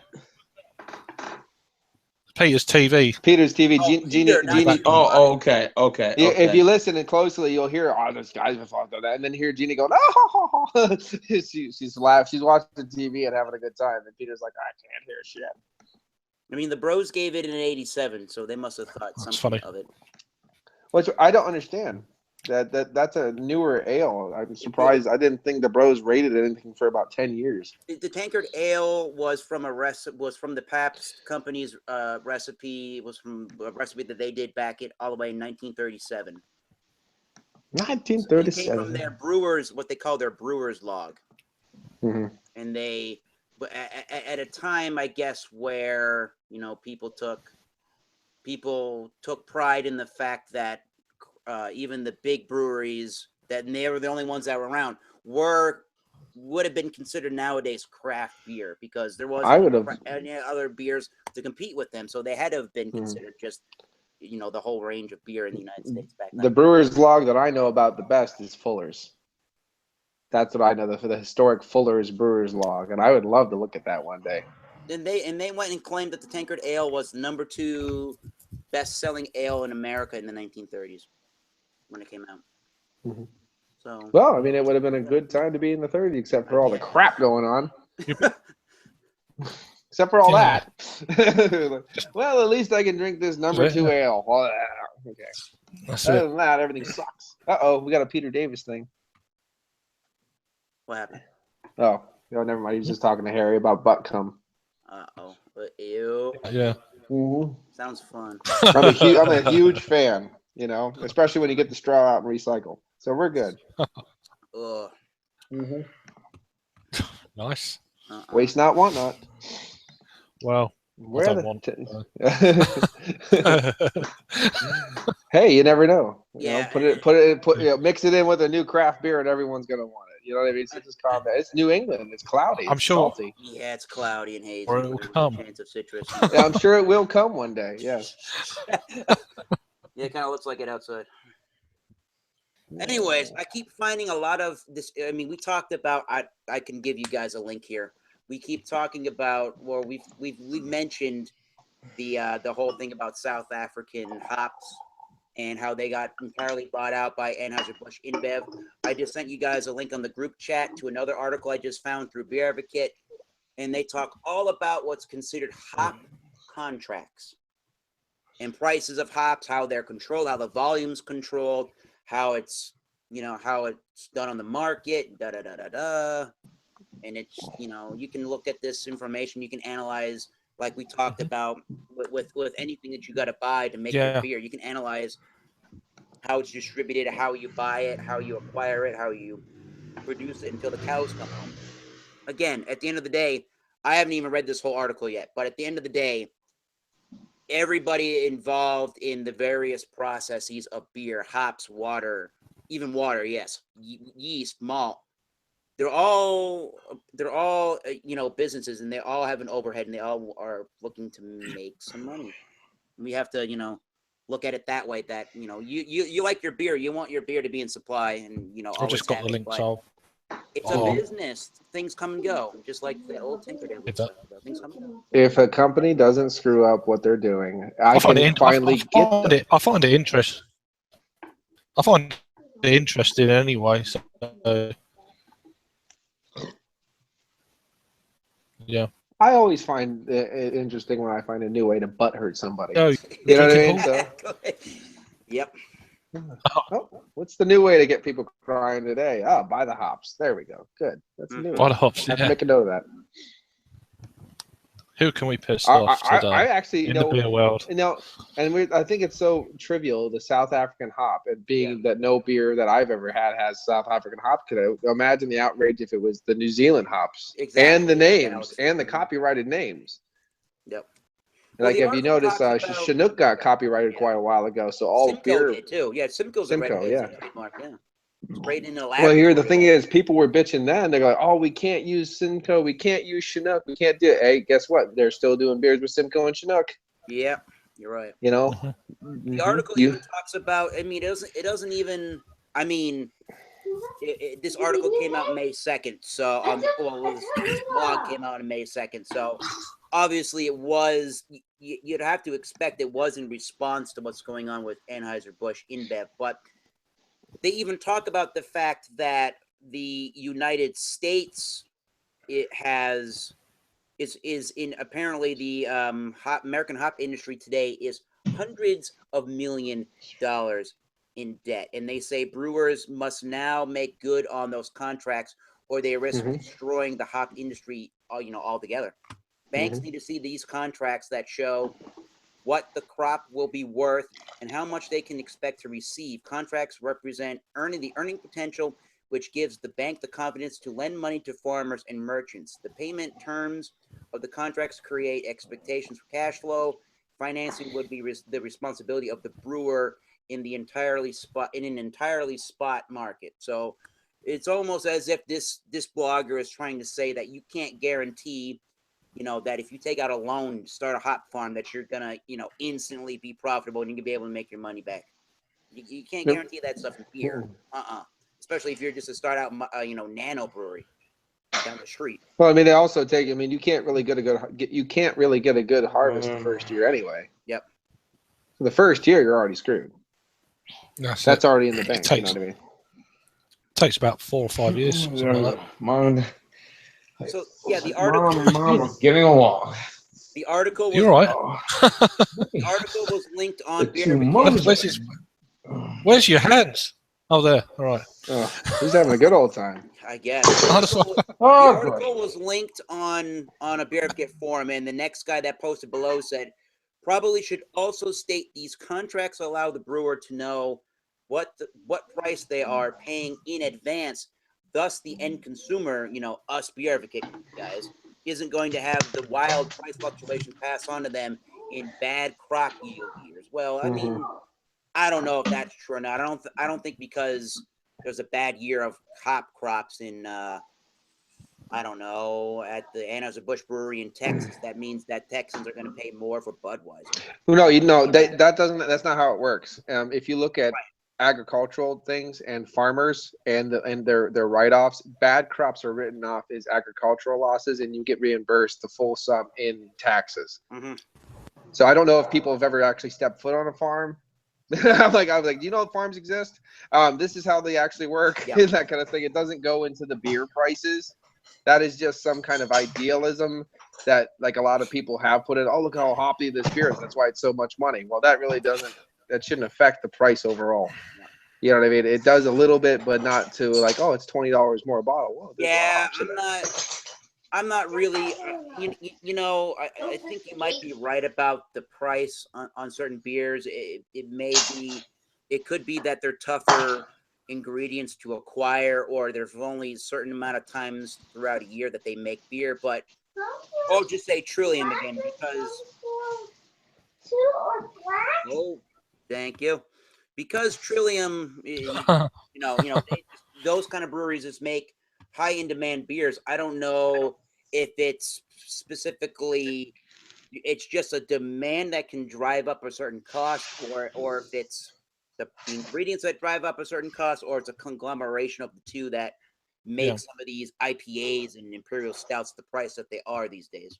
Maybe the amount of hops actually used to brew these beers possibly as well, not just the actual hop variety itself, it's just how much shit they use for it to brew it.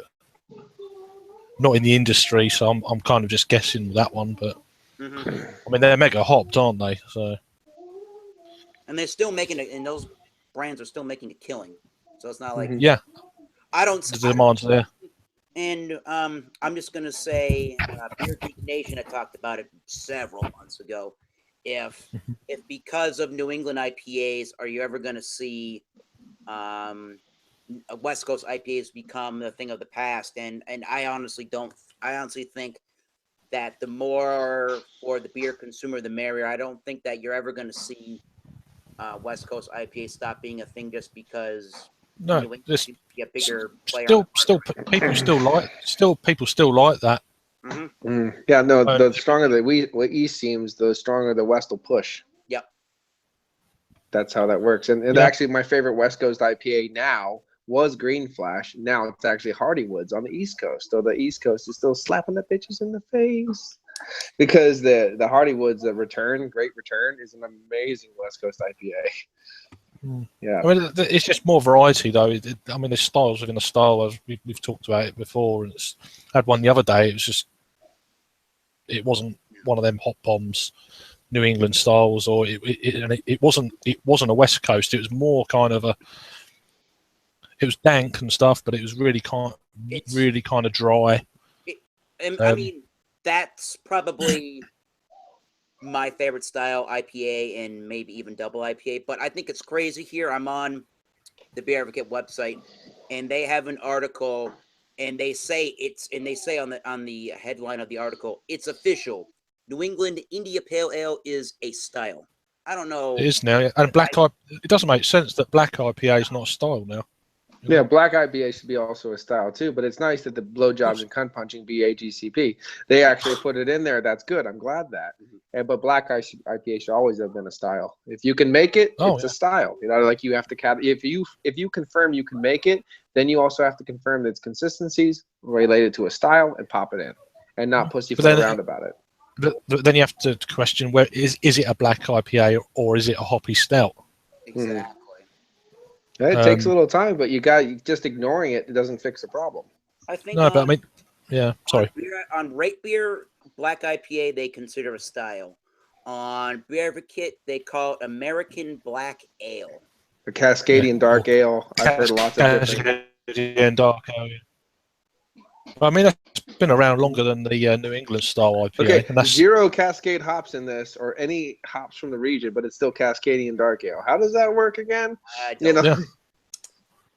Yeah, not Colombian Dark Ale. Or, nothing like New Zealand Dark Ale. No, it's Cascadian Dark Ale. Yeah, okay. What? Brewed with no Cascadian hops. Hops. Not Cascade or Cascadian hops, but whatever. Yeah, I don't know. It's a little different. People get a little worked up about stuff. Sometimes also called, according to Rate Beer, India Brown Ale. And a brown ale is different. That's a whole. That's a brown ale, yeah. I mean, an India brown ale is a hopped up brown ale. That's an India brown ale. Yep. That's the different ingredients. I don't know. Well, they're just making it up. Have you ever brewed beer? Then shut up. Exactly. Like, We I gotta said, get it's, around I some don't of that, know. right? Yeah. Okay. It's a dark pilsner. People care. I just don't. It's beer. I like it. I drink it. Goodbye. Well, Another one. surprised that, I actually had one. It was a Japanese Emperor Stout. I'm like, what the is Emperor, that? That's the style. Wow. It was, yeah, the Japanese Emperor Stout. I was like, you just made that up. You just you put rice in something and you made an Imperial Stout. You call it a Japanese Emperor Stout. And I was like, that's a little racist. Just gonna let you know. I feel a little offended by that. Just letting you know. Fuck's sake. It was different. I mean, but it was a different beer. But the only problem is it was 13.1%, which I was like, yay. But it was boozy as living hell. And I'm like, no. The labeling of that beer, it's called Unfinished Business. It is Basically, it's Kill Bill. Kill Bill, yeah, exactly. Yeah. That looks So how they didn't get sued 3 ways from Sunday, I still don't know. that looks, it's a spitting image of Uma Thurman right there, for sure. Mm-hmm. That sounds Well, good. do you know how they got away with it? Because the sword is in front of the face, so Yeah. see, that's how you got to get away with it, You can't be seen drinking beer, right? No. Or endorsing beer, right? You can't be endorsed. No, that's nothing. It has nothing to do with you. I don't know what that. Kill pills. Kill pills. Yeah. So yeah. Actually, I just had a beautiful rice ale. I've never had it before from Kunin's Brewing Company when I was there, and it's their double rice IPA. And the rice just gives it this little hint of a sweetness and the smoothest body ever, and it's just hopped up to son of a bitchin' levels, and it's like, just want all of it. I was like, God, can I just get a growler of this, please? Yeah, The word. Yeah. I think the word, and you didn't even mention it, which is nice. But rice is an adjunct, and I think the word adjunct kind of gets to people a little bit too much when it comes to craft versus macro, because anytime you add something in addition to hops, water, yeast, It's an adjunct. An adjunct. Yeah, not all adjuncts are bad. You drink a cider. There's lots of different shit being put into ciders and sakis and bourbons and whatever you're drinking. And I know that beer's a different story, but we look at things, they either could be a filler or they could be there for the added flavor itself. You drink a chocolate stout, well, gee, newsflash, chocolate's a adjunct. Mm-hmm. And it seems like only when we talk about macro beers is an adjunct really a bad thing. And I don't think that's a good way to look at it. It's when you're putting 25, 35, 55% of it just to boost the alcohol with giving no flavors, and then you put the caramel colors and all that bullshit and preservatives in it that makes it bad. Yeah, flavorings they call it, don't it? Flavoring. Yeah. Well, E-colors and all that, E-types and all that. Or Four Loko. The only E-type I like is a Jag. You know what I mean? That's the only, the only thing I like about it. But I mean, you could argue that with the New England style, some of them brutes and stuff. So where do you draw the line with that? Well, I mean, that's why Germany will always hate Belgium. You know what I mean? That's they put everything under the kitchen sink and say, "Yeah, I made a beer." And that's the old story. I mean, it's age old, age old story. None of these topics are new. That's the thing is these topics are 1,000 years old. No. And what are you watching now, Peter? Bitching about them. Yeah, what are you watching, Peter? What are you watching now, Peter? I can't understand it. Put on some pony. He's gone. He's just looking at it. Fuck it. I'm done. I'm out. Yeah.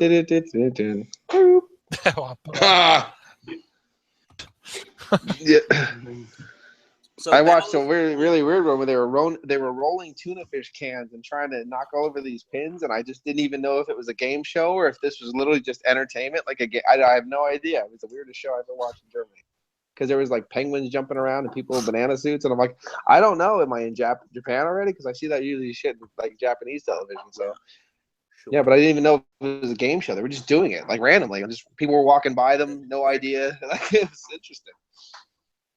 So I haven't seen this beer yet. It says it was supposed to come out in April. Apparently, Ballast Point is putting out yet another edition to their Sculpin series. It's an hop India Pale Ale. It's called the Unfiltered Sculpin. I've heard about that.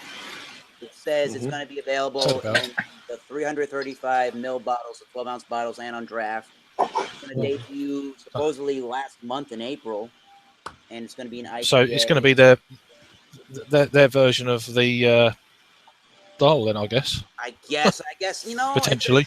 7%, and I think maybe like we were just talking about, maybe that's a good segue to go into this beer. And I think Are they going to release it in like 16-ounce shiny cans and put like a little sticker on it? Right. Yeah, because this thing is look, it's a fad or a trend or whatever. Everybody's got to jump on it, right? Yeah. Oh, by the way, I sorted the problem, but I don't want to talk about it. I don't want to talk about it. Okay. Well, at least she's nice and tied up. You get it later. Exactly. Whoa. Yes. Huh. I would never. By the way. I would. But yeah, just done a review of this. All right. Oh yeah, that's good. It was Yeah. all right. It was okay. Depends where you got it from, of course. Was it a supermarket job? No, this was in a bottle shop.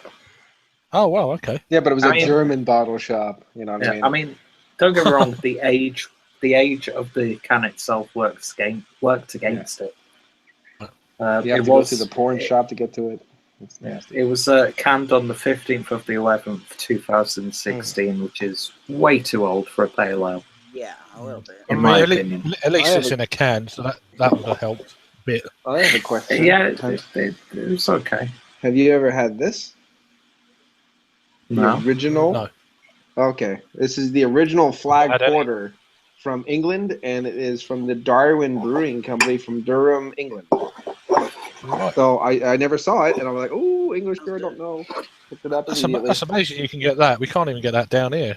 Well, that means Weird, it might be fake. It might be like made on the street corner or something like that. Yeah. It's just like Fake- cheese. Basically, like fake they beer. poured a chew spit thing into it and just capped it. Like, yeah, it's English beer. Some It's a dumbass fake will buy beer. it. It's fake.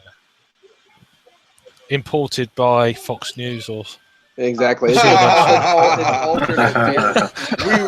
We report, you decide. Fair and balanced. Yeah, fair is fair, right? Yeah. I can't say I You know have what? anything else. I have a Balticas. I bought some Balticas. That's it. Number 9. Look at this fucker. This thing is bigger than I am. Dun, dun, Wow. dun, dun, dun, dun, dun, dun, dun, dun. Wow. It is. it's still going. Yeah, it is. It is 1.2 fluid ounces. I don't even understand that. That is amazing. And it's 8% alcohol by volume, and this will be the only beer I drink that night. I think. Maybe, probably not. Probably You had not. one of those before? Did you? I've seen that bottle before. I brought it No. home with me. I brought it home with Oh, me. right.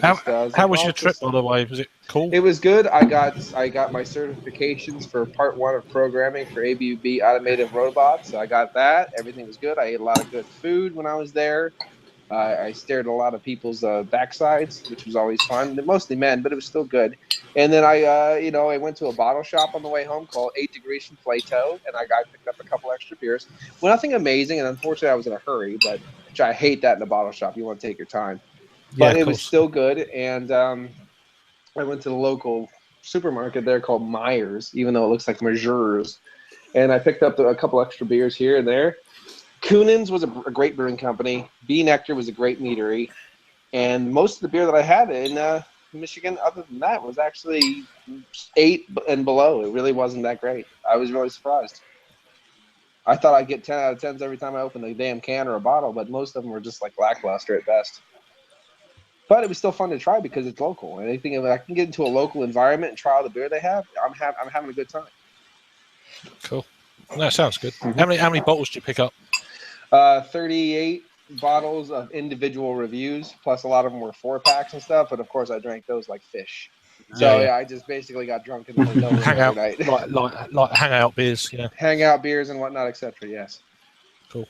Yeah, but now I have like a 36 or 38 individual reviews to do, so I'm happy man. Back in business. That's cool. That's it. Yep. You need it. You need it. Just like, what am I going to have today? Yeah. What's in the fit today, baby? I'm gonna check it out. You know what I mean? Indeed. And then I find it. What's on the shelf today? You know. I do that. Chaps my ass. Taps my ass, baby. And I'm just saying. John, what are we drinking? John, what are we drinking? Not much. I'm watching golf and I'm still Oh, yeah, that's finishing okay. up this bush. There you go. No, that's a Miller Just Lite. lick that bush. That's Miller Lite. That's Miller Lite. Yeah. By the Oh, way, yeah. sorry. Forgive How many me. of you Don't had- worry, I couldn't tell. I'm, What I'm, yeah. I'm enjoying the conversation you guys How many are you had having. to drink, son? It's empty. Yes. It's very light. Because I was out of beer and outside of Bud Light, my lady likes Miller Lite and shockingly she likes drinking Natural Light too, which is like, shook my head a little bit because she criticizes me when I buy Miller Lite than You Bud need- Light. But You need anyway. some Michelob Ultra. Gotta get Oh, that look at Michelob. that. Hey. Fucking hell, Hey, that's you a know beer. what? She likes Michelob Ultra too. Yeah, So- so did my ex-wife too. Yeah, she liked that. You She know, could drink wow, that. I'd love I to drank a Michelob Light Ultra, and I drank it. It wasn't Yeah. that offensive. So, Right. hey, have That- anybody of you had this? You have? We Ken? can get it What's in the that? UK. It's Yeah, about the £11 Prairie a bottle. Bomb. £11 a bottle over here. Yeah, it's. I got it for like $9 a bottle, so it's a little cheaper, but it's still expensive. But Still I mean, I've expensive. heard a lot about it. It's 13% alcohol by volume, so it's definitely sessionable. So other Yeah. than that, I don't know. Bro. I've heard a lot of people say a lot of good things about it, but I can't really remember too much. I think there's chilies in it, so that'll be a little bit of a spicy thing. Yeah. Yeah. Other than that, this is the first time I've had. I mean, I got a couple meads. I bought a bunch of meads when I was at B Nectar, so now I have a bunch of meads to throw up too. So it's a very rarely touched on style for me. So looking forward Yes. to it. Same as me. I've never had a mead, I don't think. Just stick to what I know style-wise, but I'll try and have some sours just to, or Berliner Weisses or something like that. Just to, Right. Well, I'm- and I'm- that's the thing is, because I was in a hurry, there was a sour section, there was a Belgian section. Because I don't know a lot about those, I kind of stayed out of there because Yeah. it was like, okay, we gotta go. So I was like, pick. Humans, leave me alone. that's the And then trouble. the one thing is, I actually did this by accident one time, and I tried to make sure I didn't do this time. I didn't see a lot of them anyway. So the bourbon barrel aged imperial stouts. So I stayed clear to a certain extent. One time I did go to a bottle shop, and I had lots of money and I had lots of time, and it was still good. And I got home, and except for one beer, out of the 50 I bought, they were all bourbon barrel aged or just imperial stouts. And I was like, oh fuck, did I just do that? Like, I didn't mean to do Yeah, that. right, I meant yeah. to get like, what? Oh, I'll get this, I'll get that. I'll get everything. I'll get a little bit of everything.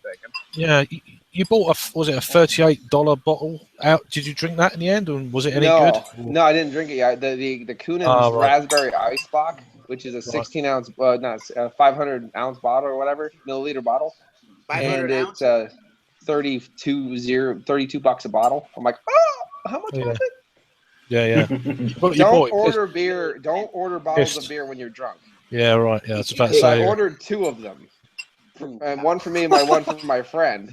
So I was like, and I just paid the bill. It was $158 when I got done with the bill that day when I was there, because we ate and we had a flight, and then I bought the beers and stuff. And then I looked later the next day. I was like, how much were those? Fuck it, I bought him one of those. I don't even like him that much. Son of a bitch. That's all right. Oh well, So, and I got a chance to drive up and down 8 Mile for a little bit. He showed me around, and we drove around. We went to some breweries, Yeah. and then he drove all the way up and picked me up, which is like a half an hour above Detroit. Then drove me all the way back down, took me all around, then drove me home. I'm like, hey, that was worth it. That was worth a big old beer. Which is funny because he doesn't know a lot of beer, so he doesn't even know what the fuck it is. So I texted him the next day. That was $30 a bottle. You better fucking like it. You know what I mean? Like, I have problems with some of the big bottle beers, the cork and cage stuff from like the brewery or from Dogfish Head. As much as I'd like to try some more brewery beers and some different Dogfish Head beers, for about like between I guess $15 and $17 US. For me to try some of those beers and not even know if I'm gonna like those beers. Yeah, you need to know. I'm very hesitant to want to buy that because, you could buy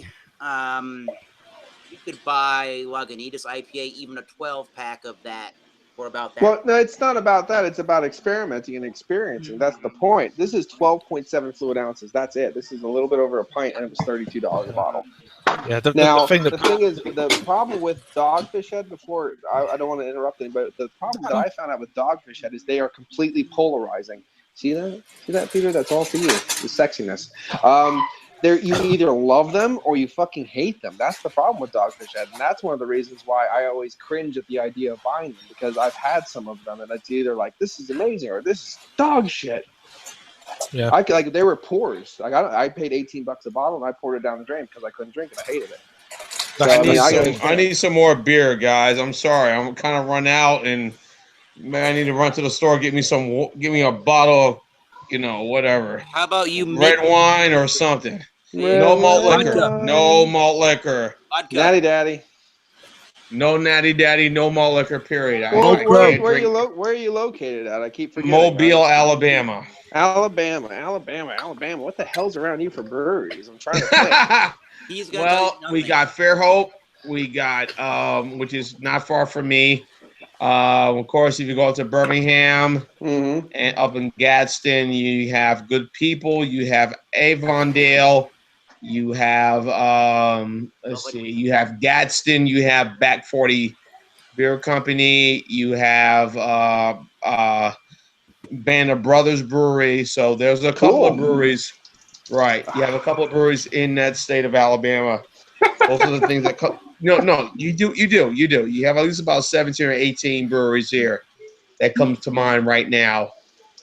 Tin Roof is another one that does, whoever does the Tin Roof Brewery, the Tin Roof beers. I'll say about 18 breweries in this state. So, but I'm just looking for something right now. I can kind of sip on something while I'm, watching television right now. There's a hockey game about to start right now in about another hour or so. Yes, Dude, a black man talking about hockey, watching hockey. I just learned out what hockey was yesterday, so I'm pretty happy. Yeah, so I'm doing pretty good. Yeah, I totally thought I muted, but apparently I took a piss live. But it doesn't matter. Yeah, you did. You did. That's all right. Well, you know what, PA? We know what, PA. The fact is, there's nothing on TV right now. Nothing on television. I need something to watch tonight. So, Eric, you got your brother's on. There's nothing on TV. There's nothing to watch. So I figured, let me go ahead and watch some of this hockey game. Yeah, but the nice thing is, so you actually have like bottle shops and stuff, or stores where you can go get some of that local stuff. Yeah, that's good. Because I always like to know. Sorry. I have to run through. Was it Chickasaw Township or Chickasaw County, Alabama? I go through that way when I go down to Mississippi to see my family. So I like to stop now and again and pick up what local stuff I can find. Fairhope, Good People, Tin Roof, Avondale, Back 40. There are a lot of good folks look, there are a lot of good beers that have been put out here locally in this state. And despite what people think about Alabama being so backwards, I mean, they do put out some good stuff. And again, I do mean that. I do mean that. So. No, I get it. That's cool. Cause I get to swing down there. I want to swing down and see. Go down Cincinnati, Rod, and all this. Kentucky, hit that. Go through there. Tennessee. Just like. Humans, stop talking. I mean, there's a lot of things I want to. Lots of things I want to go do. See, because that's what I'd love to go to the Mississippi Delta area and take a tour of some of the recording labels in their studios and do like a whole blues tour. That would be really cool. Like Muscle Shoals, right? Exactly. Yeah, that'd be real cool. Yeah, all the great musicians that we've heard all the time. And we associate with so many different artists that you wouldn't think that. I mean, so many different bands and artists that we've heard that you don't realize how many of the same musicians were on all these great hits back in the '60s and the early '70s. And that was the time where a musician could really make money playing really great music. In this day and age, it's not possible anymore. It's almost impossible. I shouldn't say it's not possible. It's almost impossible. True. Yeah. Oh. How's that beer going? It sounds like you're having a good time. Just getting a right. I haven't had this beer for a few months, so it's like, it's got a lovely malt. character. What is it, Craig? It's just the Lagunitas IPA thing, you know. Ah, So it's like I haven't It's delicious. It's nice. It is. Well, yeah, if Lagunitas has their way, you're going to get a brewery out there in the UK at some point, and maybe you'll get it much fresher. I don't know if it's going to be the same quality, of ingredients, but Well, it's the that'll same, be that interesting. goes same thing with like Stone Berlin compared to Stone in California. It's that kind of thing Mhm. yeah. where most people saying it's not up to par, but then it's a new brewery, so maybe in time Right. it'll come up to that level, maybe. But it's everywhere though. That their beers and cans are in all the supermarkets in the UK now, so they're mass producing it. You know. So, Yeah, I know. Even when it comes to pizza, I know that there will be pizzerias that will import that will bring water from New York to get that New York style pizza to make the dough with it to make pizza out of it. So I don't know if that's something that breweries out of the UK would start to do if Lagunitas came over there to bring beer from where Lagunitas is based and try to make the beer taste as close as possible. yeah, I mean that would probably push the price up though, and then Well, I mean, what we do is you do your proper pH testing, you do your salt test, you do this test, and you add stuff to make the water stuff, yeah. proper, or you remove stuff from the water if you can. That's the thing. Yep. Is, yeah, that's the brewing salt method. Like German beers have usually more mineral value than most American water, so they add salts, they add this to it to fix it. Or like if you're trying to replicate the Britain upon Trent water, very copper mineralistic water, you add things and stuff like that, gypsum and stuff. Yeah. To do a things. cheaper way, yeah. Mm-hmm. And that's replicated in even homebrew stuff. You got to add certain things to make the beer, the water comparable to what the style you're brewing. I mean, I've never done any home brewing, but I know that Then shut your face. the water. No, but the water here is very chalky, Mm-hmm. so I don't know what that would actually lend to the beer. I'm guessing my local brewery uses local water. I guess You would or think, they do anyway, something yeah. just to. And their beers they're pretty, in their kind of ale range are really good.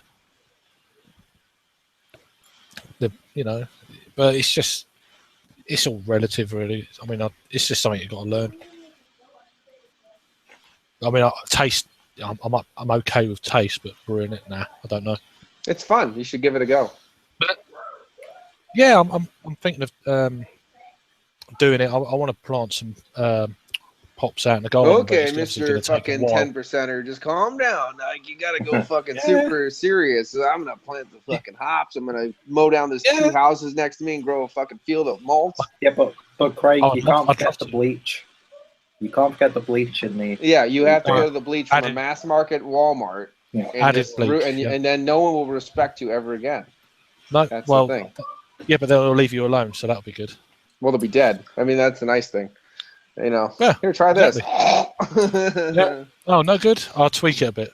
What's it called? Genocide ale.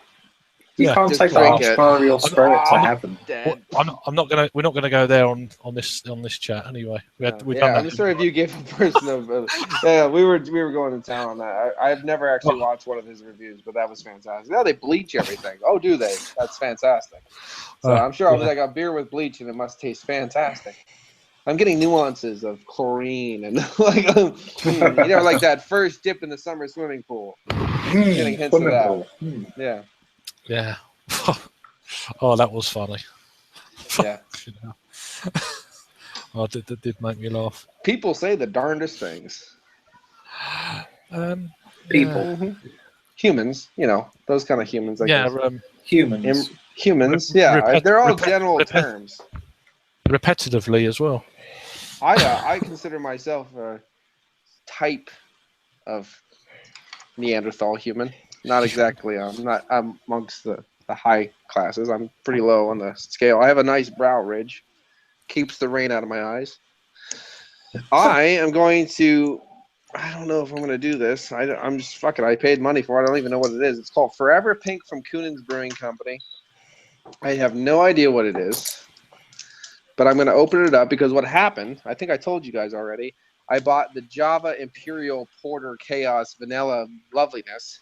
And the guy that I was with, we were going to get the same growler fill. He's like, no, I'll give this Forever Pink thing or whatever. Okay, that's cool. So when I got back to the hotel and I was drunk and I gave him his growler and his bottle, I gave him mine by accident. So I looked at him like, what the hell is this shit? So, and then it was some kind of like lemonade thing that I'm not going to be liking this probably. So I'll give it a go anyway. It's from Coonan. Oh my God, it's pink. We're drinking a shandy right now on live TV. This is happening. It might be a mead though, mixed with lemonade. I'm not sure, because they do meads and braggots and wines too. So could it be brewed with hibiscus maybe? I hope not. I really hate hibiscus. I'm thinking it might be hibiscus. We'll see. Hey, Tom. Oh, Hey guys, what's going on? Thanks for joining. Thanks for inviting me, good. Eric. Oh, good. Oh, good, mate. Well, that's different. What are you drinking? What are you drinking, Tom? Anyone? You know what? I just popped this. I just got home, so I popped this crafted lager. It's out of St. Louis. It isn't all malt, although it's meant to be kind of an American kind of lager, although it is adjunct free. Cool. Well, this is we love we love adjunct. we were talking Yeah, I all know you about guys do. adjuncts. That's what. When I saw Eric invited me, I thought, well, hell, I'll drink this one for him. So I thought it maybe basically, Jay might be if here, it, so I mean, so what you're was saying doing is that if in it's spirit of Glasnost.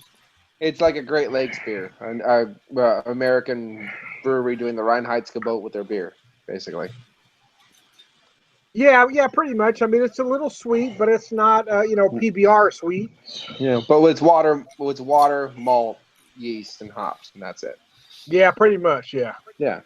We don't need to confuse it with random comments. It's just that's what it is. So okay. But now mine is I don't know what this is, and I know I don't like it, but I got a fucking mini growler of it, so I guess.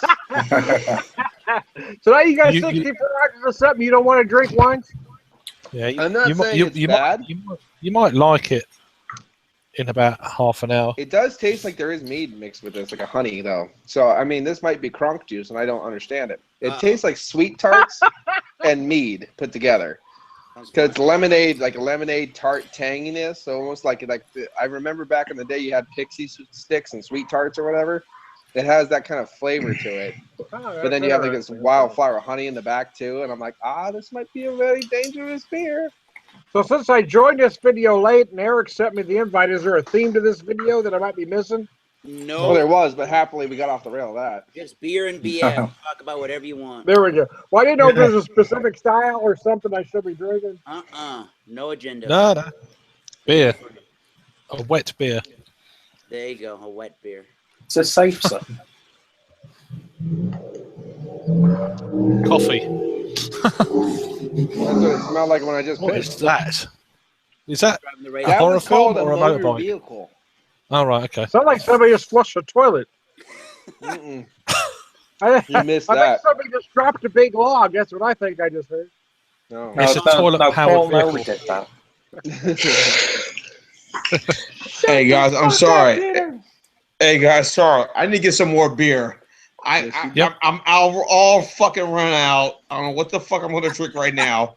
I can't remember doing that. Yeah, I'm out of fucking beer. So drink a wine. Well, I got no bourbon in the house. I got John, no we know you love no wine in the house. Hey Tom, how you doing, my friend? Hey John, how you doing, buddy? I got no fucking bourbon, wine in the nothing. house. I got no beer. I'm not gonna drink a fucking malt liquor. None of that shit. Peter says I need to find a light beer. Listen, I got the microphone. Peter says you love spirits. You should drink a spirit. No spirits. Pour some bourbon, buddy. Hey, John, if you pour some whiskey, I'll pour some. What do you say? He's going to pour some anyway, so. No spirits, no nothing. I'm gonna go somewhere and maybe Get some red wine. Let's go. exactly. I do. Maybe one of the cheap stuff, I guess. I don't know. So Get a nice Muscovado. what'd you say? Thunderbird on us. Oh, No Thunderbird. No MD Thunderbird. 2020. You're Look, gonna go get a MD nice- 2020, aren't you? I have my limits. Why don't you just get a nice Alsatian white? No, beautiful. none of that. I may drink something from Walmart, their Oak Leaf brand of red wine.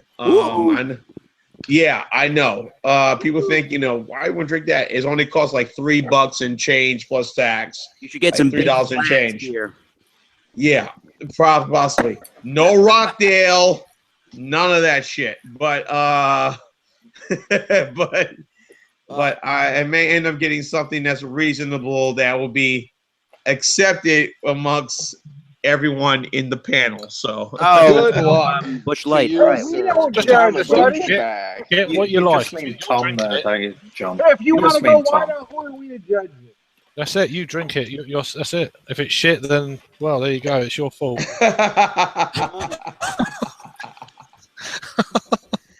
and sometimes some of those beers does give me the shits. But anyway, Oh, that's the Bud Yes, Bus where I they come from. will. I don't know. I'll find something and that will kind of make me feel good. I don't know, but whatever it is. You need to hug a jug full of this. Oh, This'll Baltica make you number feel- 9. Oh, so Baltica 9. Yeah, baby. It's a hug a jug. Let me though. see that. This is Let me see that again, Look at PA. this. Look at the screw cap. Look at the screw cap. It's See, from that St. means it's Petersburg, good, Russia. right? That Looks means like a it's bottle. good, right? Looks Try like to a do this. bottle of Coke. What's the It ABV does. on? What's the ABV on that 8%. beer? 8%. Hug a jug Okay. style, baby. I can I'm surprised it's respect not. I'm John, surprised it's not melting the plastic. John, I That's right. believe it's 55-ounce plastic bottle. Okay, 55 that's ounces, baby. That's a a little strong bit. 8%. It's That's a something strong I can Coke. have maybe on a Saturday night, maybe on a Sunday, early Sunday afternoon, You want and to go save the see, rest of it. go see somebody drink that beer? You go look up Tiny Tim Rowshader on YouTube. He chugs that whole thing. in like 2 Okay. minutes flat. Ugh. I don't need to chug it. I mean, this will be the No, first beer of the don't. night, but I won't chug it. First beer of the night. Yeah, this will be the first beer, and then I'll hit the Russian Imperial stouts after it. There you Okay. go. Then it'll go on the session. Mm-hmm. I kind of would go the opposite. I drink the good stuff first and rot get at the end of the night. You know, I'm a masochist, so I like to suffer. So I'm gonna make sure I savor the flavor for a while. You know what? I can't argue with that logic, Paul. There you go. Some of the, as they say, give me the bad news first, so I can get it the fuck out of the way. That's right. Yeah. You know, I grew That's up right. Irish and Catholic, so you know, I'm Yeah, I get that. I do the shit beers first, and then or whatever, and then get onto the McCoy stuff later. You know. There has been times when I did like jokingly drink a bad beer, and I'm like, I can't get this fucking taste out of my mouth. Give me something else. Give me something else. You know? Water.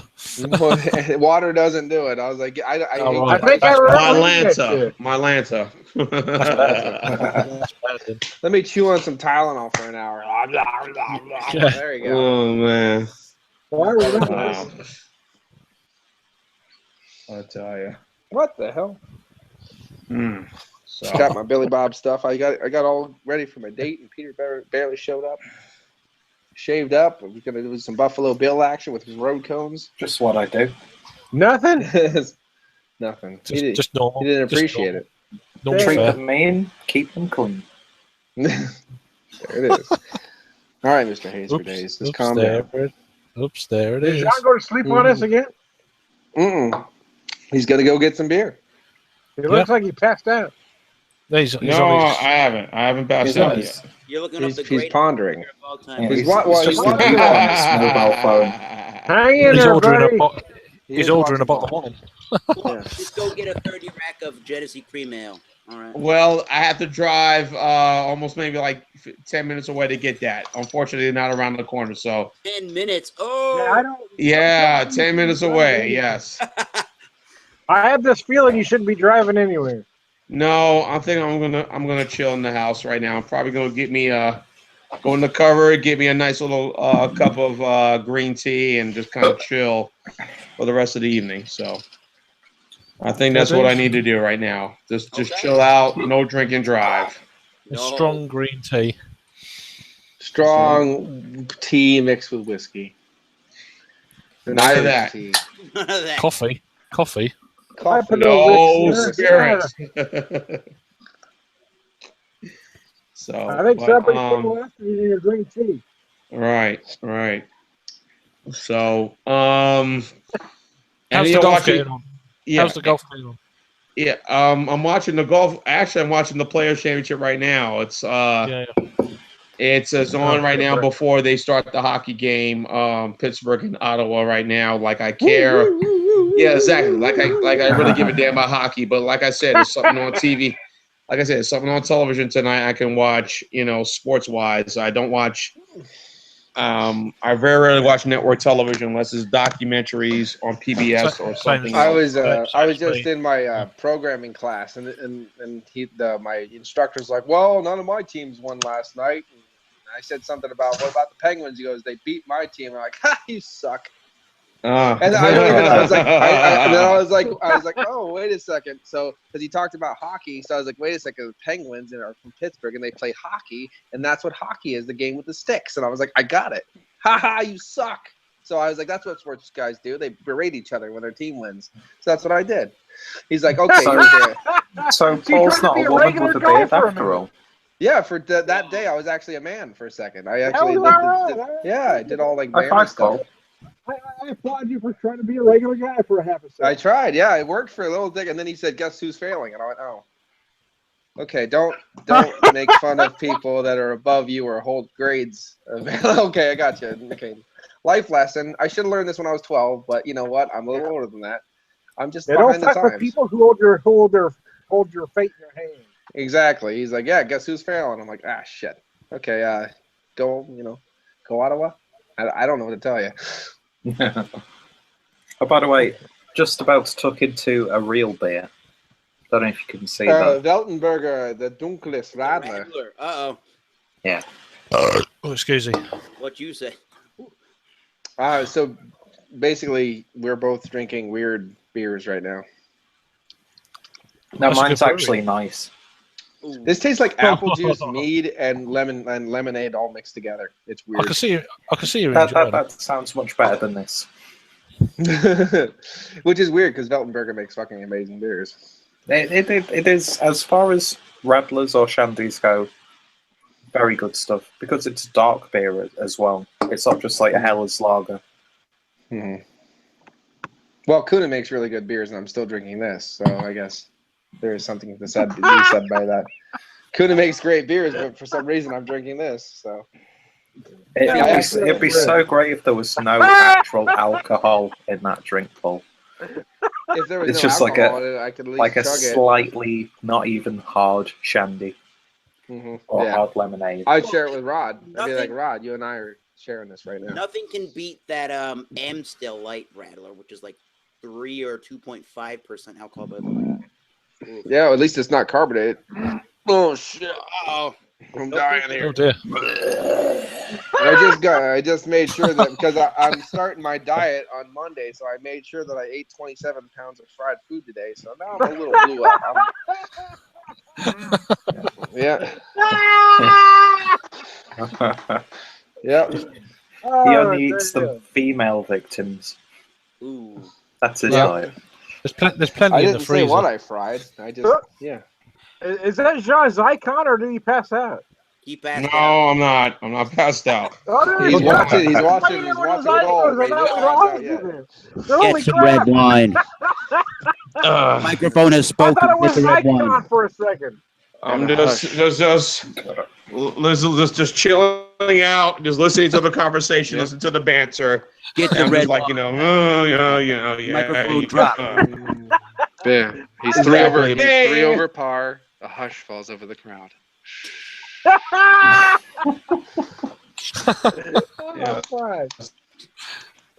Happy Saturday night. I'm surprised Paul knows what 3 over par is. I remember that. My grandfather used to watch golf. I don't know what it is, but they used to say it all the time. That's it, Oh, really mellow, just like he just said there. Yeah. Mm-hmm.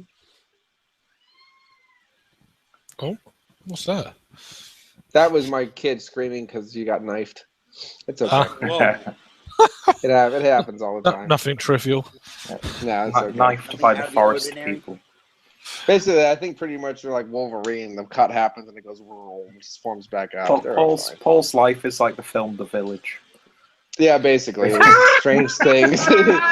Nobody goes out of this woodland area because they might die. Yeah, they get scared by ghosts and demons all the time. It's pretty interesting. Excellent. Yeah. Oh, Lord have mercy. You guys are I have to killing me. do a beer. I should do a beer review on the porch when the Amish buggies are going by and stuff.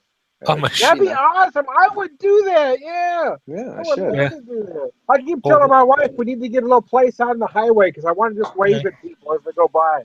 Or if there's a Mormon, Fuck hi Cindy, I'm you! doing a That's me beer waving. review, Cindy. You know the Mormons, there you go. But yeah, I took no. my guys from Long Island out here. We were driving around and everyone was waving. How you doing? Yeah, how you doing? He's like, do you know these guys? I'm like, no, fuck no. We just wave. I mean, that's what we do here. We just, how you doing? How you doing? I'm like, they're just driving. He's just looking at me. Like, you know everybody here? I'm like, no, I don't know anybody. Like, why you wave? That's what we do. We just wave. We just, how you doing? Yeah, nice. How you doing? We're just very polite here. It's because if you're a dick, they actually burn you at your house, while you're sleeping. Yeah. You know, So you wave. So you wave. So you wave. You just wave in fear. You're like, oh, go and kill me. How's your crop this year? Exactly. Fine, We're thank gonna you. was it actually it's a Thank you very lady much. that like Lenore Jones or whatever made wrote the lottery. You know what I mean? Like basically what it is. Who's gonna get stoned to death this year to appease the god? Mm-hmm. Which was actually I'm pretty sure was a Vincent Price actually did a film about that too, which is I'm trying to find it but I can't for some reason, but I'm pretty sure they did a film version of the lottery. I know Marilyn Manson did a music video based off that same story, which is a great story. Creepy, but great. No, I was going to say it's that Witchfinder General, but no, that's not that. Yeah, it's Completely different. Yeah, country. that Witchfinder General is also the Conqueror Worm. Mhm. Yeah, that's awesome. The conqueror worm. Mm-hmm. There's more in the bottle. Oh, You know, I was like, I'm almost done. I went, no, I'm not. bollocks. Yeah. Not that great, huh? There's more. Oh God. That's when you know it's a bad beer, when you're disappointed there's more in a bottle. When there's tears in your eyes, like mine right now. Oh, yeah. well, that as well. That as well, yeah. Oh, John has left the building. Yep. Goodbye, John. He's Why, looking he's for beer. I can I think tell. he's still, Gotta buy the cheap beer. yeah, he's gone for the beer. He's gone for a walk. The tears over the duct tape tell me that you love me. So you wouldn't rate that beer very highly? No. For the style, no. Overall, Oh, you get. Yeah, but Oh, you what like is it the now? style, Paul? I don't know. Style is fucked up, weird, sweet kind of tart thing. Shart? Tastes like It's a shart in a glass. It's a shot. It's a sweet tart. It's a shart. Shad guy. I'm sorry, Coonan came over here and shot it in my glass. And that's it's nice to be away from Michigan for a little bit. Kaz, yeah, man, here, yeah. Oh my God, just accent is just lovely. It's the best in the world. Oh, my kids are going ape shit now because when I got home, my cat decided to give me 4 kittens in the house. So now my kids are having cat scratch kitten fever, and they're going ape shit because there's kittens in the house, and they won't leave me alone about it, and they keep bothering me. Can we pet the kids? No. Can we pet the kittens? No. Can we pet them now? No. You will. Yeah. I should pet Luna. What did I say about talking in front of me? That's right. Wow. Are you talking to us? Sorry. Yeah, they do like. I mean, believe me, if I give them permission, they'll run over here and they'll talk to every single one of you, and they will never shut up. So that wasn't an invite. Get away from me. Paul, I know the feeling. Sort of. Yeah, I get that. When Ginny comes over and blah blah blah about Mars bars all night long and how he is a fucking retard. Yeah, It's pretty awesome. Snickers and mutilated testicles. Who doesn't love Snickers and mutilated testicles? I'm telling Exactly. you what, that's good talk. That is good That's why you talk. need to come to Germany, At Paul. the same time. I've been there. How do you think my second testicle got mutilated the first time? Yeah, but they're going to be uber mutilated this time. And it doesn't mean very. Uber. Why do people say Uber? This is Uber ghetto. Oh yeah, this is like dying Well, in the streets of I syphilis ghetto. can say uber because I'm in Germany, so. Mm-hmm. Well, I can't really because it's quite cuntish, but. I'm over this. I'm so over this. Like, really? Okay, that's cool. Mm-hmm. Yeah, so we have to make fun of Matt from Massive Beer Reviews because he says Uber ghetto. And then I'm like, and then now and again I'll be like, oh, this is so Uber ghetto. This is like dying in the street with no dad for syphilis ghetto. This is like super, super ghetto, right, Matt? Awesome. Like, what do you mean? What are you trying to say? It's not a good thing, man. No, but it's pretty good. This, I'm getting accustomed to it. I think a lot of beers, when you drink them for the first time, style-wise, it's all about you getting acclimated to them before you can actually say what's going on in them. Because a lot of times, if you get hit with something you're not normally get hit, it takes you off guard. So the more you drink it, you have to get acclimated just a little bit. It's okay. It's drinkable. I have no idea what I'm drinking. I cannot tell you what I'm drinking by drinking it, and that's the problem. No idea. I think there's lemons, I think there's apples, and I think there's honey. So, you know what I mean? Like, that's I think. I don't know. And because I'm talking on the same phone I do my beer reviews on, I can't research it. But that's what I think's going on. What was it called, Paul? It is Forever Pink by Kuhnen's Brewing Company. Kuhnhenn. They actually named the growler. It's called My Little Buddy. My Little Buddy, 32 ounces. Me and my little buddy's going on fishing, baby. I'm taking my little buddy fishing. Gonna be a good time. Well, I just got done drinking the Founders Imperial Stout to 10.5%, 90 IBUs from bottled on December 1st, 2014. Well, you sure took a long time to do it. Yeah, I'm still thinking the same. I'm still going to give it a 95, but I don't remember thinking much different about the beer when I bought it back in the end of 2014 than I do now. So again, I can't say that aging the beer in the cellar did anything negative to the beer, nor did it add anything positively to it. That's just coming from, experimentation and trying that. So I'm still going to give it a 95. I still think this is a really great beer. I still think if you haven't given just plain old Founders Imperial Stout a try, you should, because as Paul had said a little bit earlier, it is, I believe, and he's right, it is a year-round serving, so you can buy it. At least give that bad boy a try. It's really, really good. Well, with aging, two things could happen with aging. One, booze will go down, so it's super easy to drink. If it's not that, I don't remember that being too boozy when I first had it. Which means you're not going to correct the booziness because the booziness is never there in the first place. And the other thing that can happen over years, so Michigan, it is if you have, if you hang around long enough, you might get some of that dark fruit to become a little bit more prominent, and a little bit of that roasty toasty note might dissipate though. And so if you like a roasty toasty, drink it a little bit fresher. Yeah, sometimes those roasty notes will mellow out. They will not necessarily go away, but they will mellow. Yeah, they will mellow out, and sometimes it'll get covered up by that dark fruit. So rather a little than bit more being savory. Sometimes they're very sharp one end or the other at first, and as it ages, it just kind of mellows and melds together. Yeah. So, but I have no problem with drinking that fresh.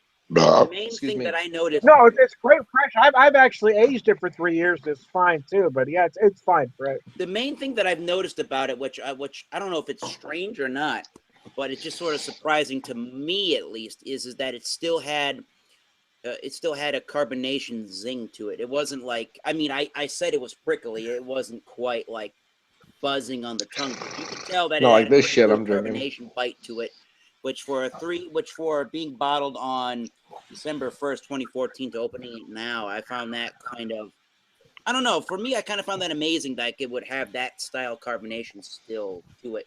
And not that I expect that in an Imperial Stout, but I still kind of find that amazing that the CO2 that's in it still has kept up really well. So that's Well, that's good. That's good. Yeah. I mean, especially for a bottle. I mean, just not saying bottles are unflappable, but yeah, sometimes they do leak a little bit. They do that now and again. I mean, generally speaking, you should be fine. But they sometimes, I mean, there is a little. I mean, we're talking about trying to remember we're talking about like microns that can't escape from those. I mean, there's micron filters. They're filtering shit that you can't even see. Right. Even with a microscope, even if it was colored. But that does happen with bottles. Sooner or later, it might even be the littlest bit that comes out. And I'm surprised that it held so well. So that's good. I think you're supposed to say microns of color and not colored microns. I mean, like even if you're looking at something with color, like if you're looking down to the microns level, it's hard to do. You can't do it with the naked eye. But like bottles aren't the greatest thing in the world. I mean, like they're pretty much 100%, but not always. Sometimes I've had beers that go clunk clunk. Oh shit, I'm in trouble because there's nothing. And then I've had beers that are like 10 years old. I go, holy carbonation! Like I didn't expect that. Maybe I should have been a little more gentle with that bottle.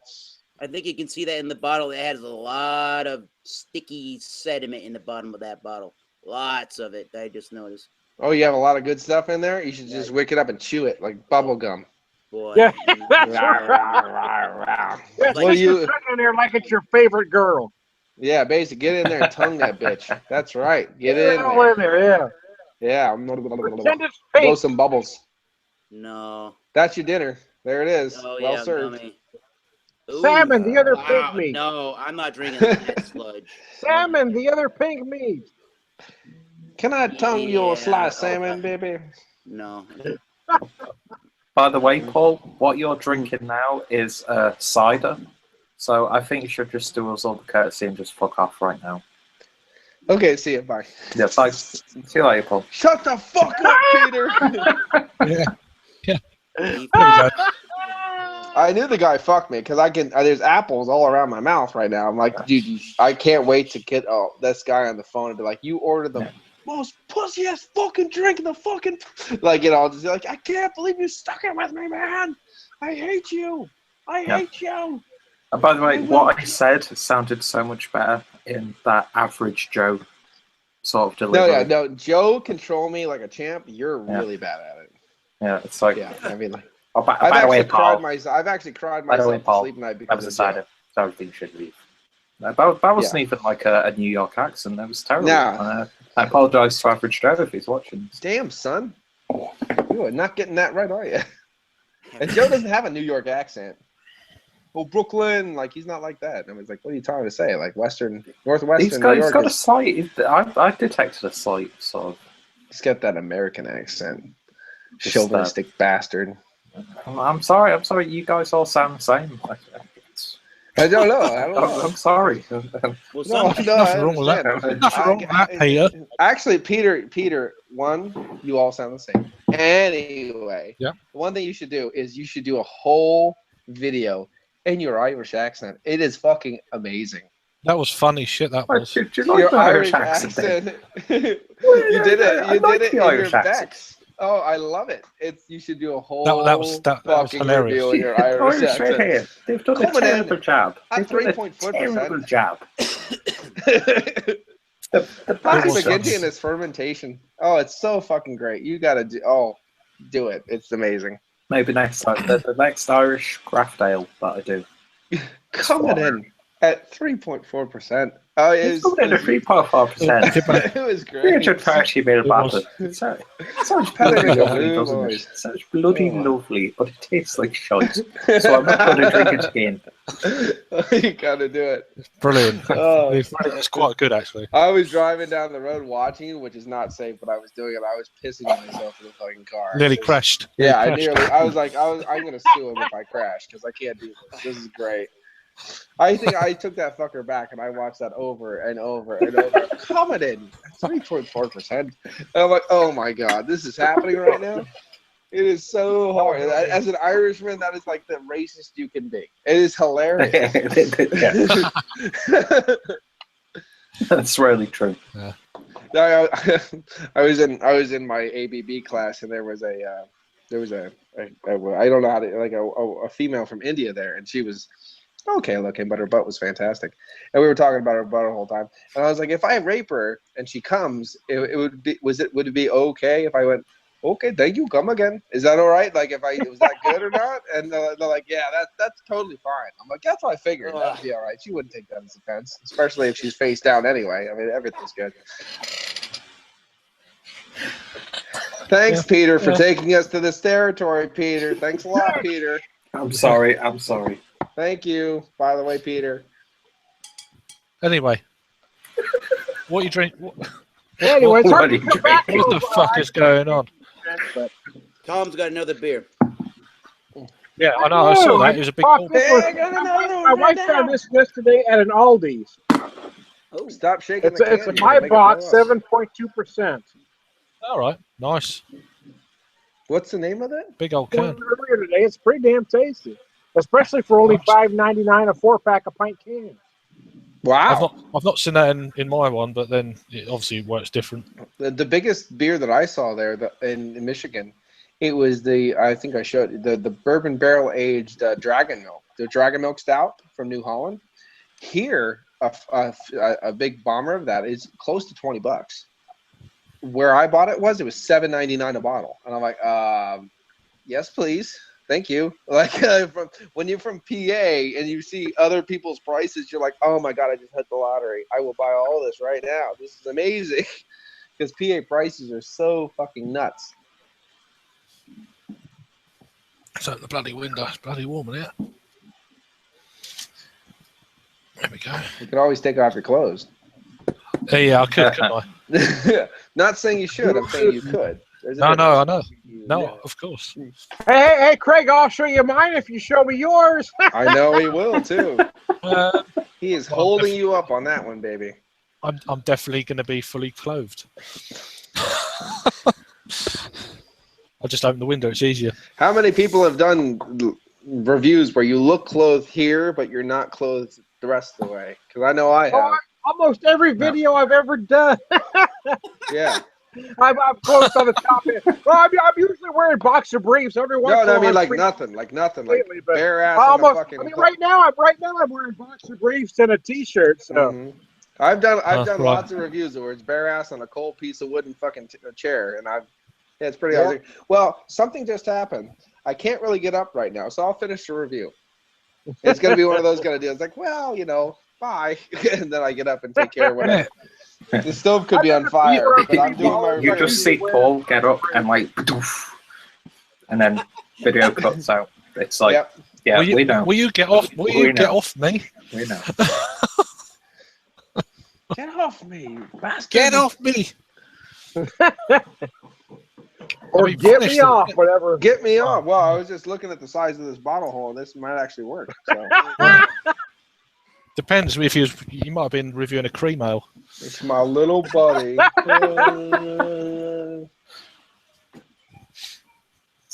Don't bite. I'm looking at this title. I'm wondering who Paul's going to tell to shut the fuck up this video. Well, we're all fairly okay. Yeah. Well, there we go. Shut the fuck. I'll shut the fuck up then. Yeah, shut the fuck up, Paul. I wasn't even talking.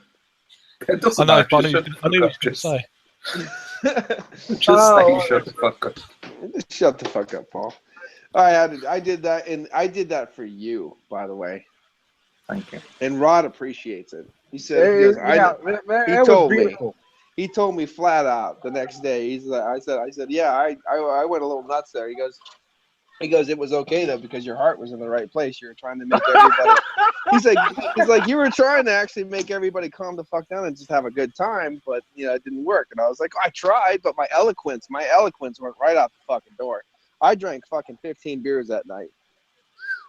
So Yeah, when that I was tried to be hilarious. nice, it was like, "Shut the fuck up!" I'm like, "Oh, that's That's the It was, best. it was like 30 seconds straight of shut the fuck up. Oh my gosh, I almost peed Yeah. myself. You tried your best. You tried your best. Yeah. Be But the nice. thing is, honestly, I mean, we all know this to pretty much a fact. There's some people, there's no talking down. So you can't talk to them. They're just done. No. Yeah, I mean, it's you could actually talk to your beer bottle and get more out of it than some people. So that's the way it is. But at least I have my people taking care of it now after the last beer chat we had, Peter. Yeah. My people are sorting taking that care out. of it. Just Don't worry, we're sorting that out. That was quite a mental chat, actually. Fuck up, so. We actually had a very nice conversation, even though Yeah, we did. he decided it to.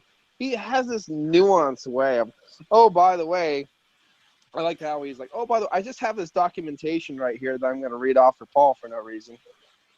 Yeah. Like, you just had Like that there. 18th century Illuminati. I just have stuff. 18th It's like, century Illuminati anti Mason stuff. I'm just going to randomly read off at Paul. Randomly read it to you. Yeah, I Right, randomly have randomly. this, and he's like, I hate personal attacks. I was like, really? Because that passively, that was totally one of them. But I get it. That's cool. You're fucking wimp. I was like, oh, that was like, I get it, and it's funny, and I thought it was great information. I really like the fact that I was like, dude, but you're personally accidentally like, oh, by the way, I just had this here. I'll read this for no reason because it was me and because I was there, and I was like. You do realize I get that, right? Like I'm picking up what you're putting down. I think I'm smelling what you're selling, if you know what I'm saying. If you know. Yeah, it was pretty fantastic. I was quite wrecked that night on the Oh, train. you were wrecked. Oh yeah, you. Humans are talking to me. Hold on for a second. I quite enjoyed it though. Uh-oh. So I think it's safe to say we're gonna go to overtime off air at the Massachusetts Beer Reviews channel of YouTube. Great discussions. Thank you, John. John may be back on overtime, but he's trying to buy cheap beer right now from Walmart. Go figure. Or he's passed out in the toilet. Who knows? Drinking those Bush. It could go either way at this point. Yes. Bush first into some Bush. Right. All right. Anyway. Worst things could happen. We got Kent Beer Reviews. We got, Peter. We got up there, up north of me, Pennsylvania Beer News. We got Tom the Beer Whisperer. I'm Thomas Metal 75, and as I say at the end of my beer reviews, there is sludge in here. But until next time, there is sludge in here. These great beers, those great beers. Cheers. Cheers. I'm not drinking that.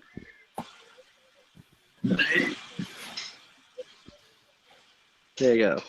It's the nicest thing I'll ever show you guys.